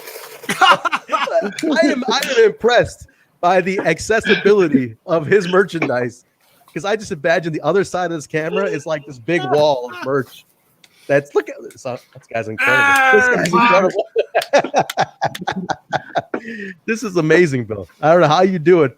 I can't wait to see this collection someday, because I just imagine the other side of the wall is like this big room, and he's just able to just use like those like old people like grabbers and just grab them, and it's like alphabetical order. It's like C, Canada, right? There we go. Yeah, very nice. Very cool, Bill. I'm dying to see the rest of that. Hey, listen, it could happen. It could very well happen. I don't want to give too many predictions just yet, because we're gonna do the prediction show tomorrow. But the video package was good. Sammy definitely knocking it out of the park.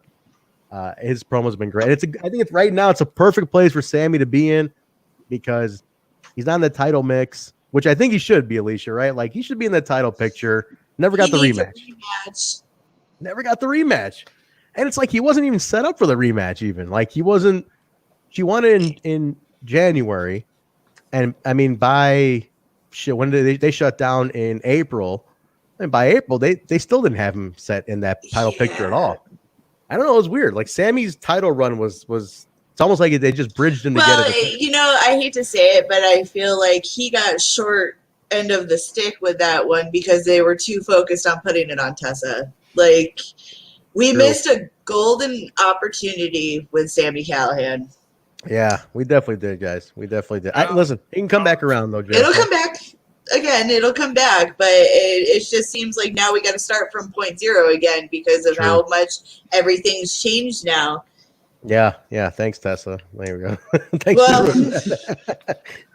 So if I could quote, or attempt to even sound like Callahan, I'm not as good as the man next to me here. But for the guy who put the company on his back, That's right. Yeah, or it's a little more like this, Jay. Excuse me. Let me just channel that in. For the guy who put the company on his back, I didn't even get a goddamn rematch. There we go. How's that? I mean, look, I might sometimes, I got the good Sammy going. Nobody applauded for that one except Jaybone.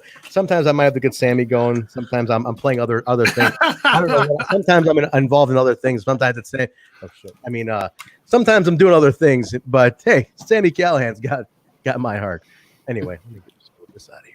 Was that your purge mask? No, it's suicide, man. The shade. It's suicide. Let me get that out of here, please. I didn't. It was moving too fast. I didn't see the details. I see the error in my ways. No shade. That could be confused. No tea. Doesn't have the red thing. Please don't come for me. Don't cancel me. Thanks, guys. It's Trenticide. It's Trenticide. Did anyone else? Okay, can I just ask this question, because this was funny.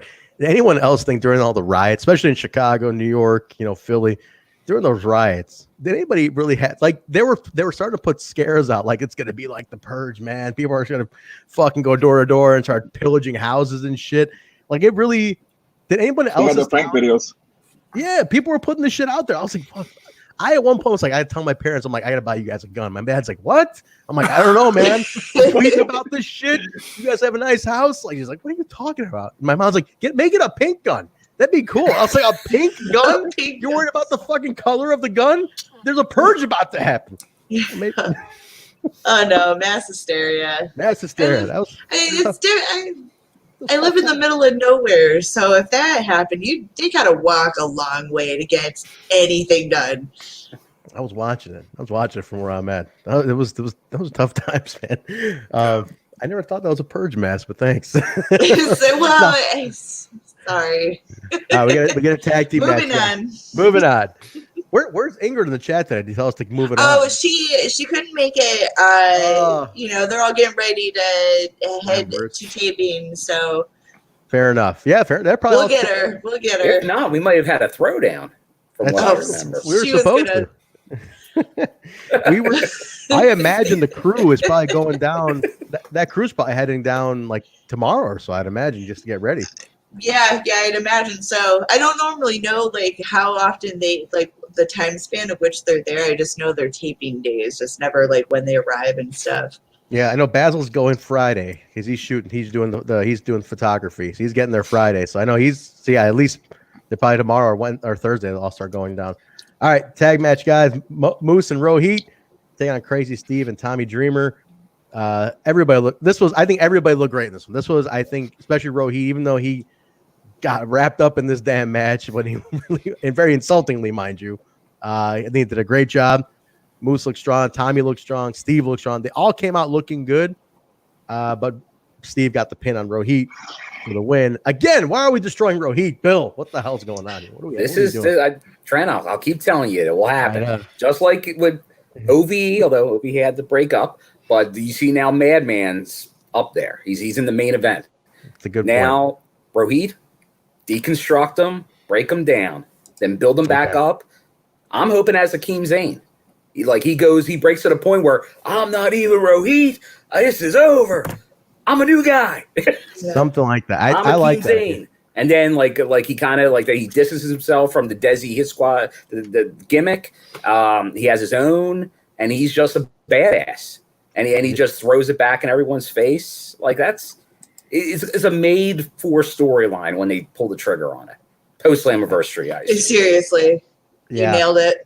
Somewhere they can get him away because he was still coming out in the Kurta, and he was like, he hasn't changed it. He's still the guy from the Desi Hit Squad, and that's what's holding him back, I think. You know, and Whupsie, not for nothing, as you East Coasters like to say, not for nothing, whatever the fuck that means, not for nothing, not for nothing. Wait, you guys don't say that? No, we don't say that at all. Jaybone, you ever use not for nothing? These East Coasters use this term, not for nothing, constantly.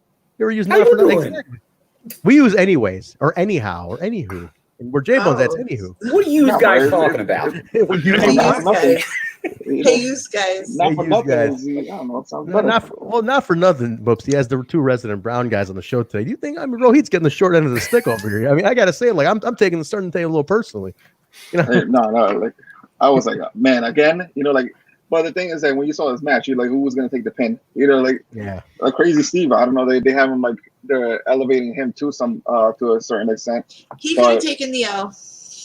Yeah, he could have taken it. It wouldn't have affected him. Yeah, I think. Well, I like where Bill's going though. You gotta break Rohit down. You gotta destroy him first, and then you gotta build him back. If that's what's happening, Bill, you're killing the Rohit character. That's the goal. I get what Bill was saying, but I feel like they could have done that when he announced that he's the only the last guy standing in the Desi Hit Squad. They should have just changed his theme song. Just just have him do what he wanted. And just let him run. Yeah. But the thing is that I think that he could be challenging in the X Division for the X Division title. No doubt. I feel like he's there. You don't have to be a high flyer to have good matches in the X Division. Absolutely, he's got that flying knee, which I think is the best flying knee. He got way up there in this match. Yes, that dude can go. That knee is Rohit. He's so talented. He's very talented. He's just solid. He's just a solid wrestler, and he's dedicated. Very much so. I hope that's the start. Maybe they're moving. Hope they start moving that direction soon. Well, all the fans love him. Hopefully, they'll start listening to us. Yeah, this all comes from love. We want him. Yeah. But I think that's what they're doing. My hope is that's what they're doing because then he breaks out as a major star with the breakdown. Well, he's been showing off a T-shirt lately. I don't know if you guys saw this on his social media where I think it's a new one on his Pro Wrestling Tees where it's there's two guys on the shirt. Him and Karam. Yeah. Yeah, and they call the muscle. Hustle and the muscle. Thank you. The hustle and the muscle. That's the AAW story. That's what we did. We came up with. We're the ones who put them together. If you guys haven't seen these promos that Rohit as Hakeem Zayn and Karam, just look them up on. We played them the other off air, and they're really, really. If that's the Hakeem Zayn we get, I'm telling you guys, it's unstoppable because it's the hustle and the muscle. And this guy Karam, I hope he gets signed. He is so damn good. And he is perfect to be the heater for Rohit. I'm telling you guys, go on YouTube, watch, just type in Rohit or Hakeem Zayn and Karam, Karam. It's great shit. And if this is what they're going towards, I'll totally be happy with it. So hopefully we'll see what happens. But we got a nice little, we're off to the race on Slammiversary. Tommy and Moose. guys, I don't know, man. I don't know about you guys. I'm not a huge fan of like the guys at the pay-per-view squaring off like 4 days before the show, though. Yeah, It takes away. only because it's overdone. It's overdone. I get it. All of the shows do it, so All of them. Like, well, if we hide in the tag team match, it might not count. It's like, no, it still counts. Like, I still don't like it. I like when they're like Deanna and Jordan. I think have been they've brawled, but they haven't had a match. You know, it hasn't been a tag match. They've gotten each other's face. That's the way to do it. Because now I'm hyped for that match because they haven't touched out, you know, in a ring. It's always been outside brawls.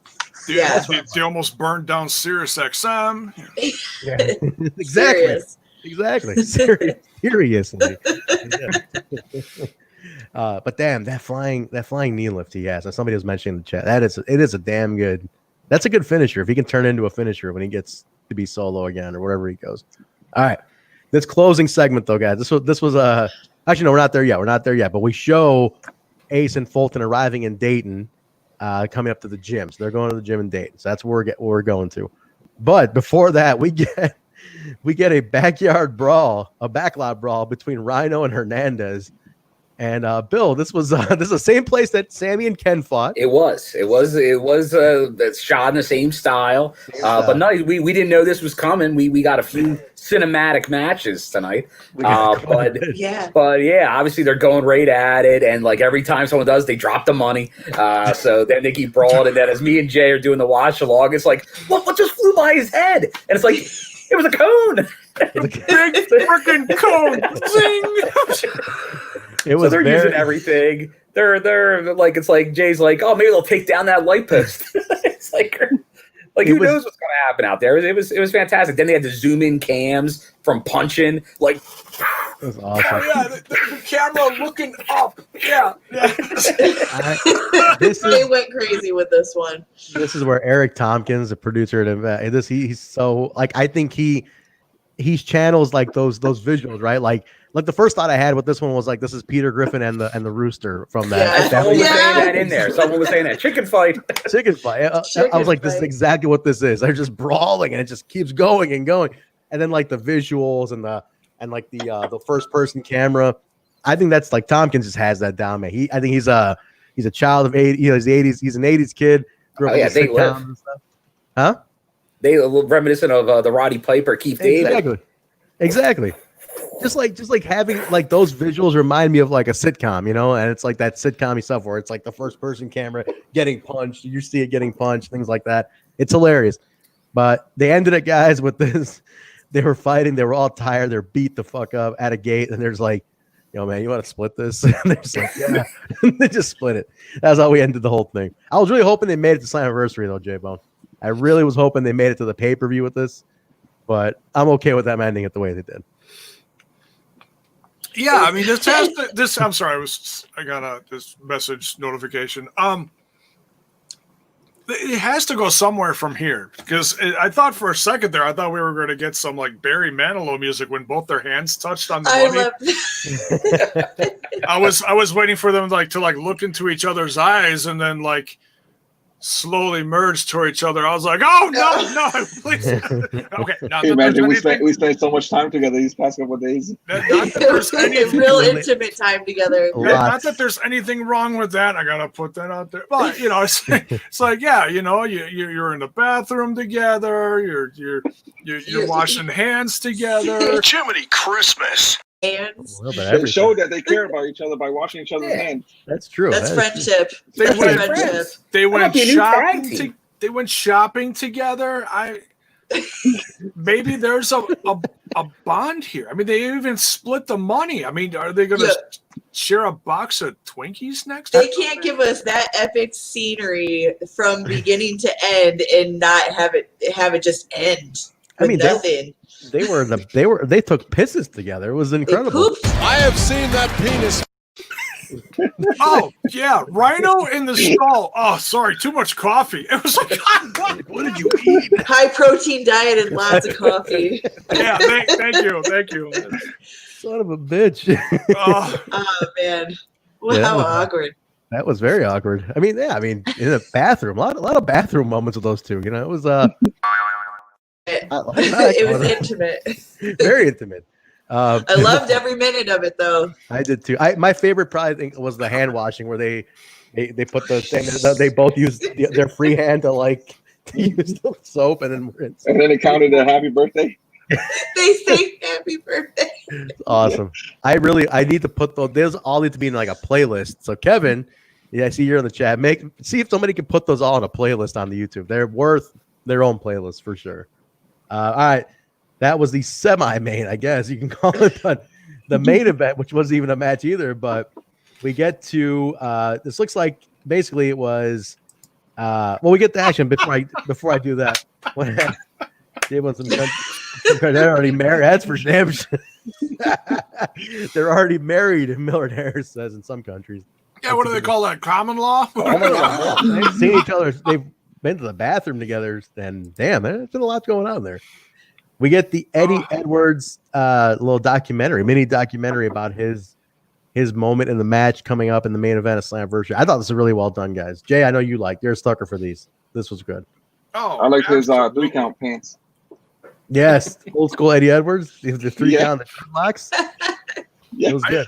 I love the fact that they went all the way back to his training in his early days. You know, they even had a picture of him and Davey Richards. Another hit. They threw that in there on purpose, the Davey Richards thing. You know, and that's where I became a fan of Eddie Edwards. In fact, you know what? Today's the day.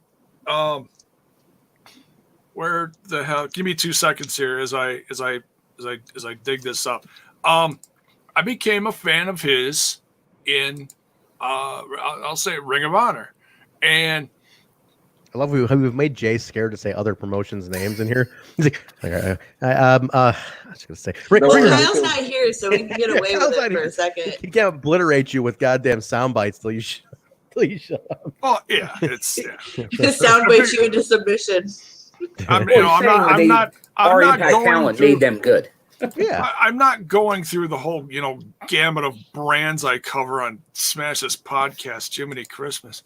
No, but this is where I really became a fan of his right here. Oh, you met him. Very nice. Oh, very nice. That's cool, man. That's Roderick Strong, me, and Eddie Edwards. That's downtown Milwaukee after a ROH show in 2012, and that's right after they got their TV deal. So that's when I really became a fan of them. And this is after show party, and we all just did a shot there. So nice. I mean, I think everybody's more impressed. Look at Jaybone. Look at this guy. He looks like a. I'm an upstanding citizen. A decent human being right there. I thought that was his Affliction T-shirt. I thought it was too. Yeah, that's about as close to an Affliction T-shirt. I bought all the $5 ones back in the day from Walmart. I bought all those. Yeah. Very cool. I just burned them all too. There you go. They're all at the local the Goodwill now. But no, good. Buy them back. Good. Hey man, you still got that box I dropped off last week? You're the douchebag. All the Affliction T-shirts, huh? 2001 call. That's all right. Anyway, I missed. Funny. You got the how you became a fan of Eddie Edwards. I met him. You said you met him like at a live event, live TV and everything like that. I became a fan of him after I flipped him off in 2009 in the ROH show. He just looked right at me. Wow. And then he had a great match. It was like a ladder war against Steen and Generico. Mm-hmm. And then you were like, that guy's all right. He took my flip off. Speaking of Steen, I'm not gonna get out the whole photo album, but yeah, I met Steen that night too at the pre-show. I met Jay Lethal, Rhino. Rhino's cool. Michael Elgin, War Machine, Rhino. Yeah, and Steen. War Machine, Rhino. There we go. And Steen was champ at the time, so that was really cool. Is that Turner Hall, Jay? Yes, it is. Yeah. I was at that show too. I was there. I was at that one. Very nice. We didn't know. No, you were that guy. You were the guy. I was like, look at that D-bag in the Affliction T-shirt. What an asshole. Probably wearing Eddie. Ed Hardy shirt. Ed Hardy's, yeah. And I was there with the Ed Hardy TNA shirt wearing it at a Ring of Honor show because I was at. Now you're probably wearing a Von Dutch hat. There you go. Dude, I gotta say that the wildest spot from that night, I know you remember this, is when Mark Briscoe jumped out of the balcony and put I believe it was Steen through a table or Jimmy Jacobs through a table. That was when Scum was running wild. Yes, that was a wicked. He literally jumped off a 2-story balcony. It was, if anybody sees that tape, it's insane. All right, let's close it out, guys. So we see the Eddie thing was pretty good. Ace, we get the little Ace docuseries here. It talks about how a year ago he wasn't even on Slammiversary. A year later, he's in the main event, which I think is a great real story also. I think it's awesome. 1 year. 1 year later, this kid's 23 years old. He's in the main event. I think it's awesome. So that was really cool to get that recap. But we get to the gym now, and we see well, first we see Trey and Wentz hanging out there outside. And he notices Ace Austin's working out at the gym in Dayton. And he said, let's go surprise him. So they grab a trash can, they jump in. Austin's in there practicing, and they sneak in. They take out Fulton with a trash can, and that's it. The brawl is on from there. Now it's a brawl. You got Trey and Ace going at it. Wentz is holding off Fulton. And it's like, this is the new Rockstar Pro arena, I think. They moved. Holding off. Yeah, holding off. Is that a brewery? Briefly. You know? Is this a former brewery now? Is that what they're going into? No, it is a brewery that they're working at, I'm pretty sure. I think, because I know they moved to this. This is a new location now. Because Bill and I were talking in the watch on. They were in a different one where you went to see that one night only, right? Or that Twitch special, Bill. What was that? Do you remember the name of that one? I think that was something theater, wasn't it? Something the Rockstar Pro. It was a cool venue, though. I like that venue. It was a cool venue. Yeah, it was really cool. And I know Rockstar Pro just cut off their affiliation with the Chris brothers, so they're no longer training. So now Wentz is the head trainer at the Believe in Rest. I forgot the show's called, the training school's called, but it's attached to Rockstar Pro. Kimberly is as well. Yeah, Kim and Wentz are now the head trainers, and I think Ace is going to do some session work. Aaron Williams. Yes, that's it. And so this is like the new facility they're all going to, which I think is why they had access to, which works out pretty nice. But it looked like it was definitely under some work, which added to the scenery. I thought the scene looked cool like this. I liked it. I thought it looked badass. Yeah. Awesome brawl. This is a cool scene. Real cool. I thought the background was really cool on this. Definitely brawled all over the place. They basically held up. You know, it ended it with like everybody was standing. Nobody was knocked out. Brawled all over. Ace and Fulton retreat. Wentz and Trey in the ring. Now, there was that look, though. I don't know if it was here or actually before this, though. There was that look. It was before when Ace was cutting his promo before they were jumped. Let's mention that. Let's talk about that for a second. Fulton gives out a look. This is those little details. The little head tilt and stare. I can't describe it, but it looks sketchy. Just like the gears were turning kind of thing. Like, oh, you think? I won't be surprised if Fulton guns for him after the opportunity presents itself. Now, Bill, you had a lot to say about this one. We're in the watch along. What do you think? A little head tilt. The little head tilt, I think, is telling. I think they're definitely laying the groundwork. I know we said from the beginning, as soon as we saw every week Madman going against these opponents in the main event, are they there to soften them up, or is he gonna be that fourth mystery guy in that main event? It seems soon. And it probably is, but could it be?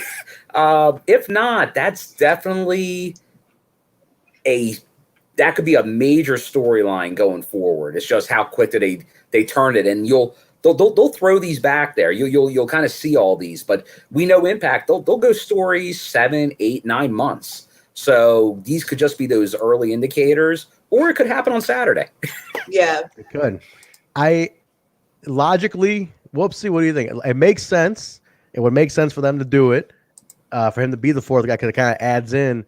But I think it's too soon. I personally think it's like, man, you just got these two heated up. Yeah, I think it's too soon. From what I got from that is that he'll probably be gunning after Ace Austin after Slammiversary or something, or maybe screw him over during the match.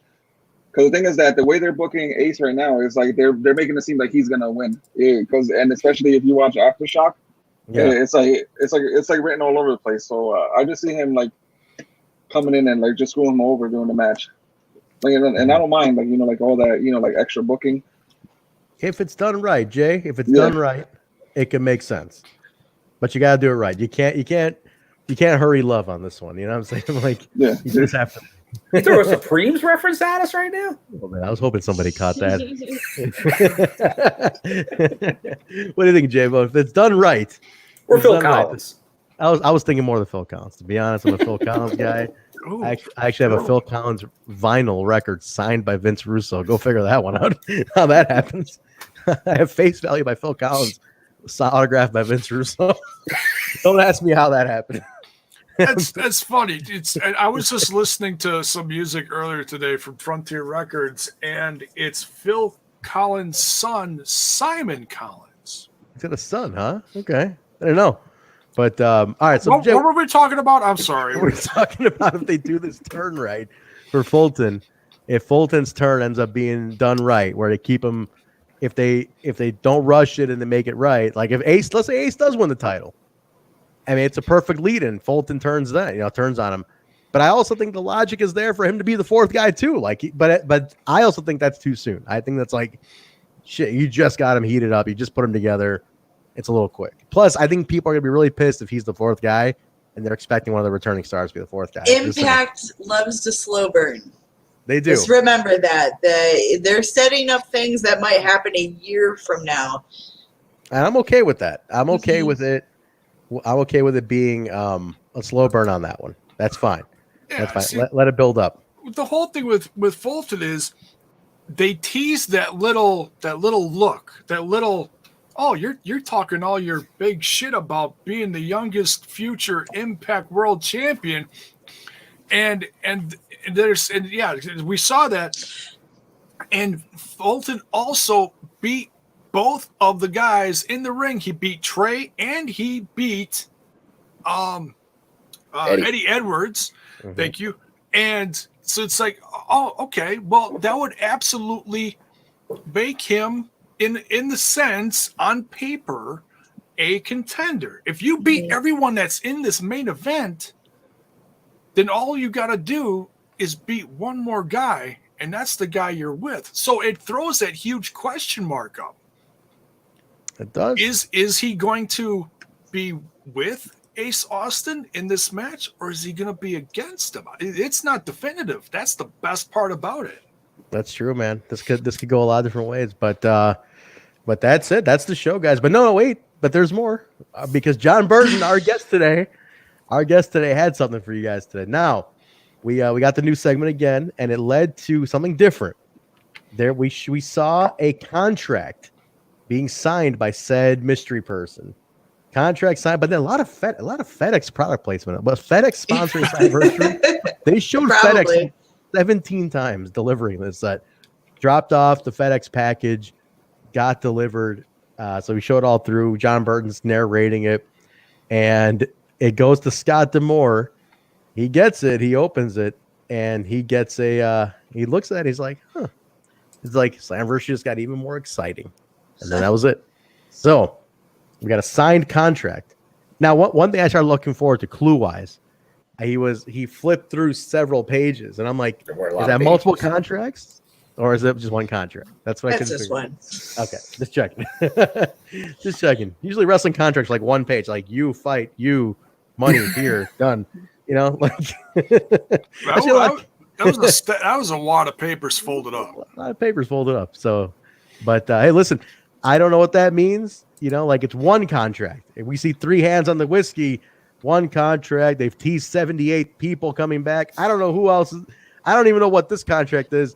A lot of shit's going on here, guys. I totally up there. What do you got, Jay? I noticed something. Something hit the social medias right before Impact hit the air tonight. And okay. I shared it to the TNI Facebook page. Okay.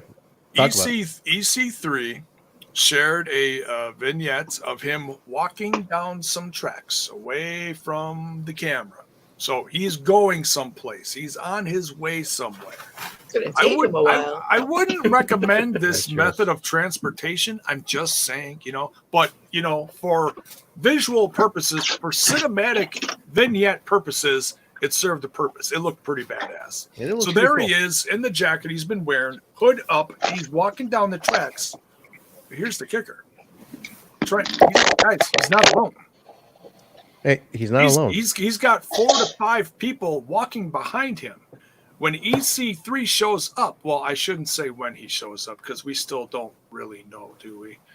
But if he shows up, he ain't coming alone. Wherever he shows up in this free agency, he ain't coming alone. He had 4 guys with him, right? Was it 4 people?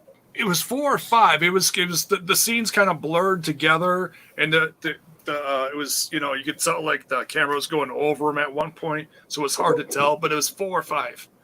That's what made it interesting. There's 4 or 5 guys with him, so he's got 4 or 5.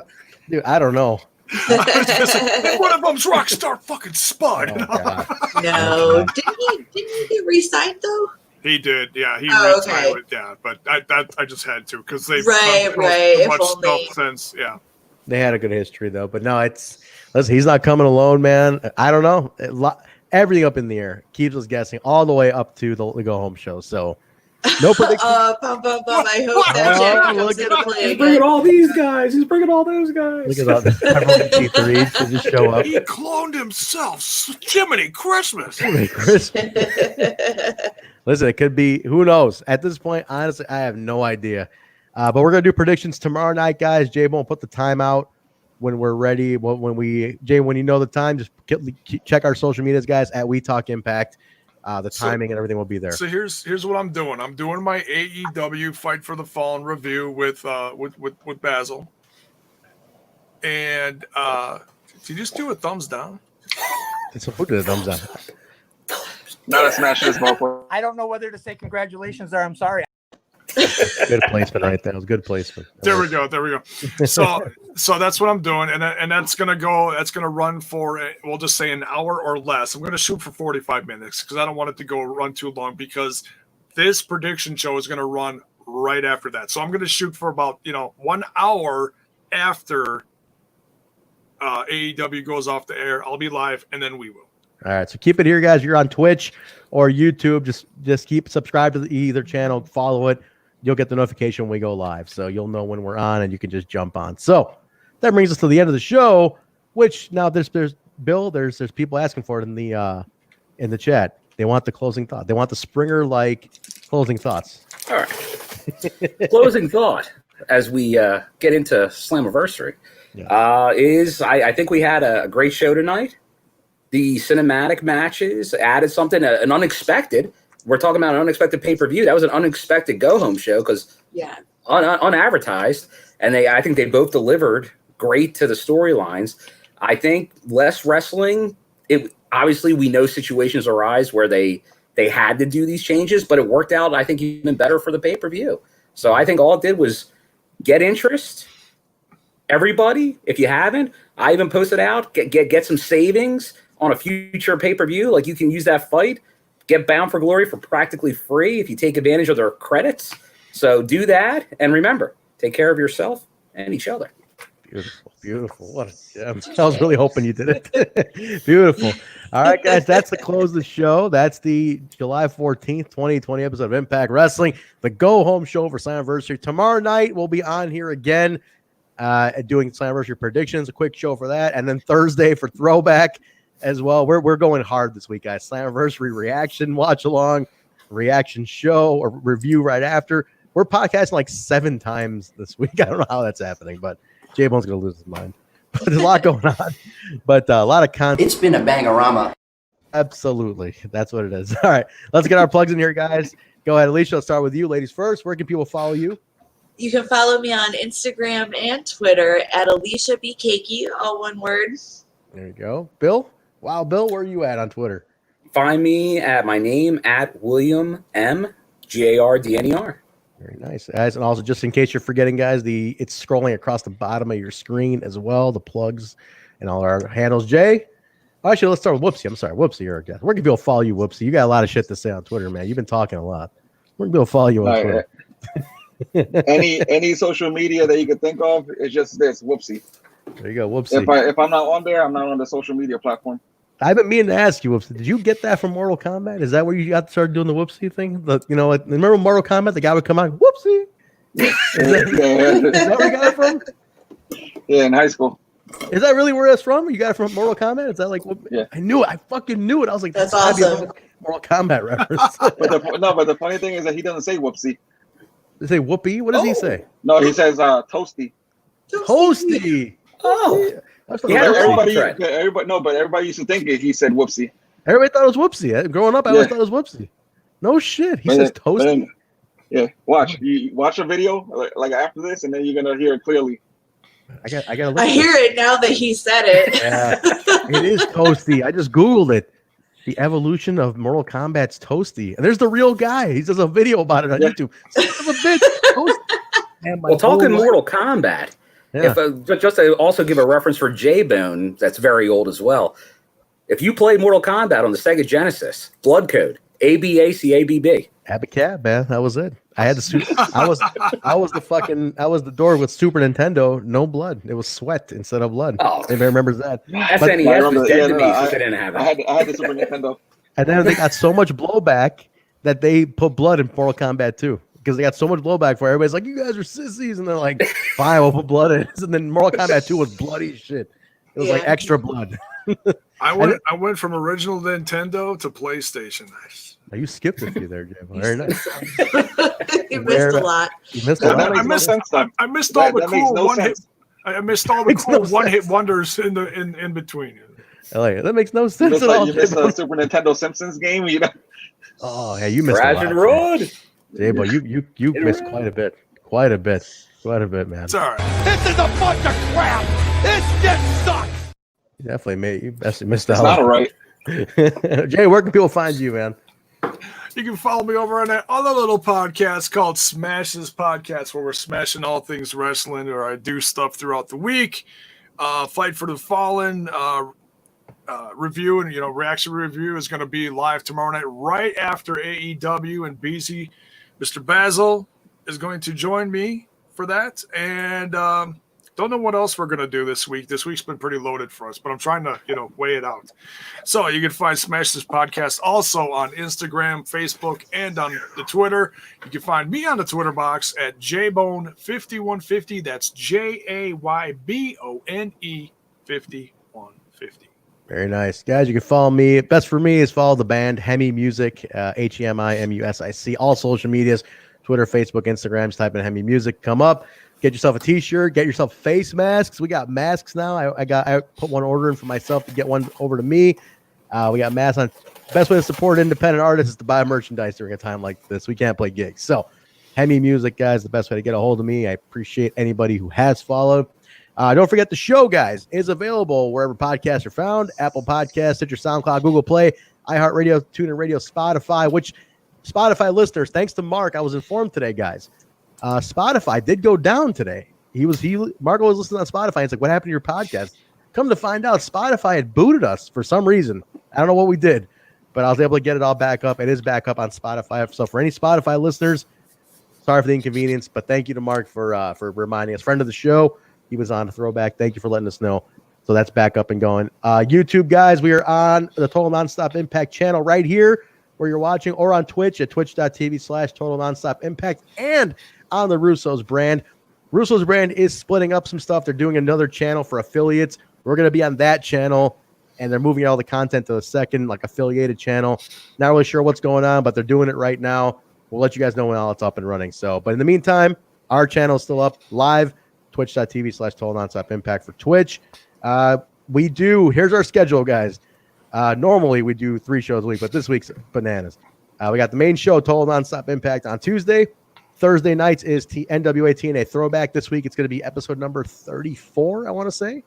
Number 33? Number 33. So Impact Plus is your friend. Go to Impact Plus, watch number 33, watch along with us.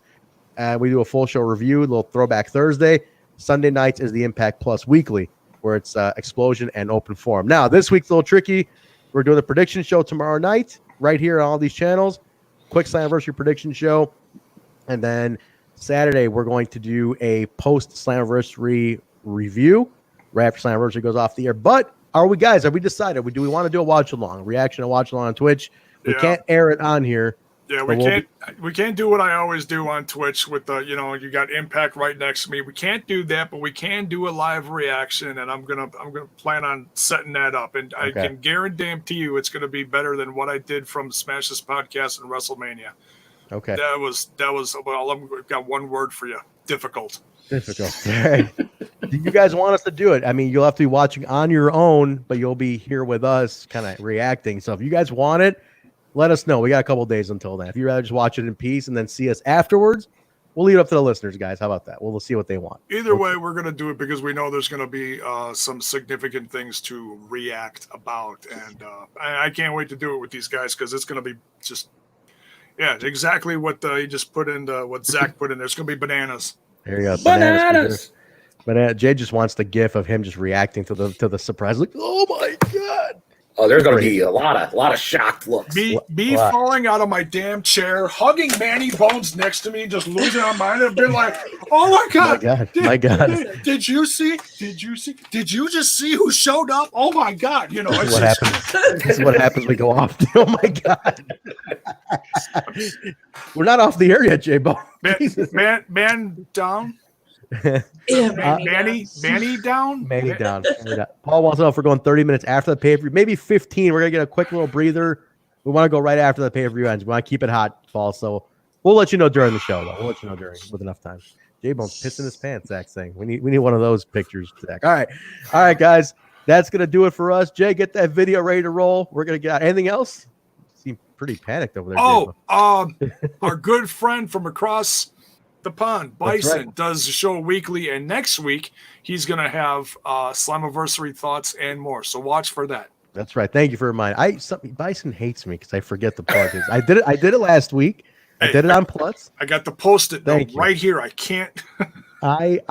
I get so involved. We have so many goddamn things to plug, and I'm like, and Bison's like, "Hey man, you wanna?" He's like, "Hey mate, you wanna?" Toss me a bone here. You want to toss me a bone here? Man, I'm like, "Fuck." He does great interviews, though. Go check him out, guys. No, he's not the one that hated on Kyle, right? Yes, yeah. But he's gonna have a post-slam show, like Jay said. He's gonna have some more content in the can. He's gonna get that over to us. So once he's got it, guys, it'll be on the channel under the TNI UK playlist. So. All right, Jay, that's going to do it. Get that video ready. Guys, thanks for joining us. We appreciate it. You guys are awesome. Whupsie, thanks for being here. Get your t-shirt. Oh, thank you. They reminded me. I forgot about this. These guys are sitting there in my face. There's 3 t-shirts. Upgrade the quality.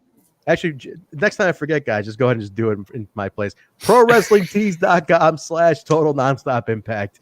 Get your TNI t-shirts, official TNI t-shirts. Thank you, all 3 of you, for reminding me. They're modeling it off, guys. ProWrestlingTees.com/Total Nonstop Impact. I appreciate it. All right. That does it for all the plugs. Guys, thank you very much for joining us. We'll be back tomorrow night. Prediction show. You guys are awesome. Have a great night, everybody. We'll talk to you then. See you later. Sayonara. Find me the name of this garbage show again that I'm on. Total Nonstop Impact.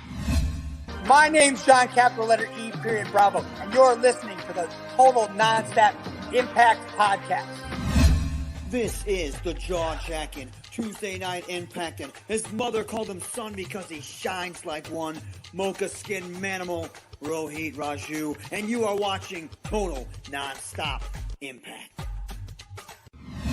This is Taya, la güera loca, and you are listening to Total Nonstop Impact. The Walking Weapon, Josh Alexander, and you're listening to Total Nonstop Impact. We are the Rascals. And you are listening to Total Nonstop Impact Podcast, baby. Woo! And what you're really listening to is Total Nonstop Impact. Don't you dare miss a lesson. Oh, yeah.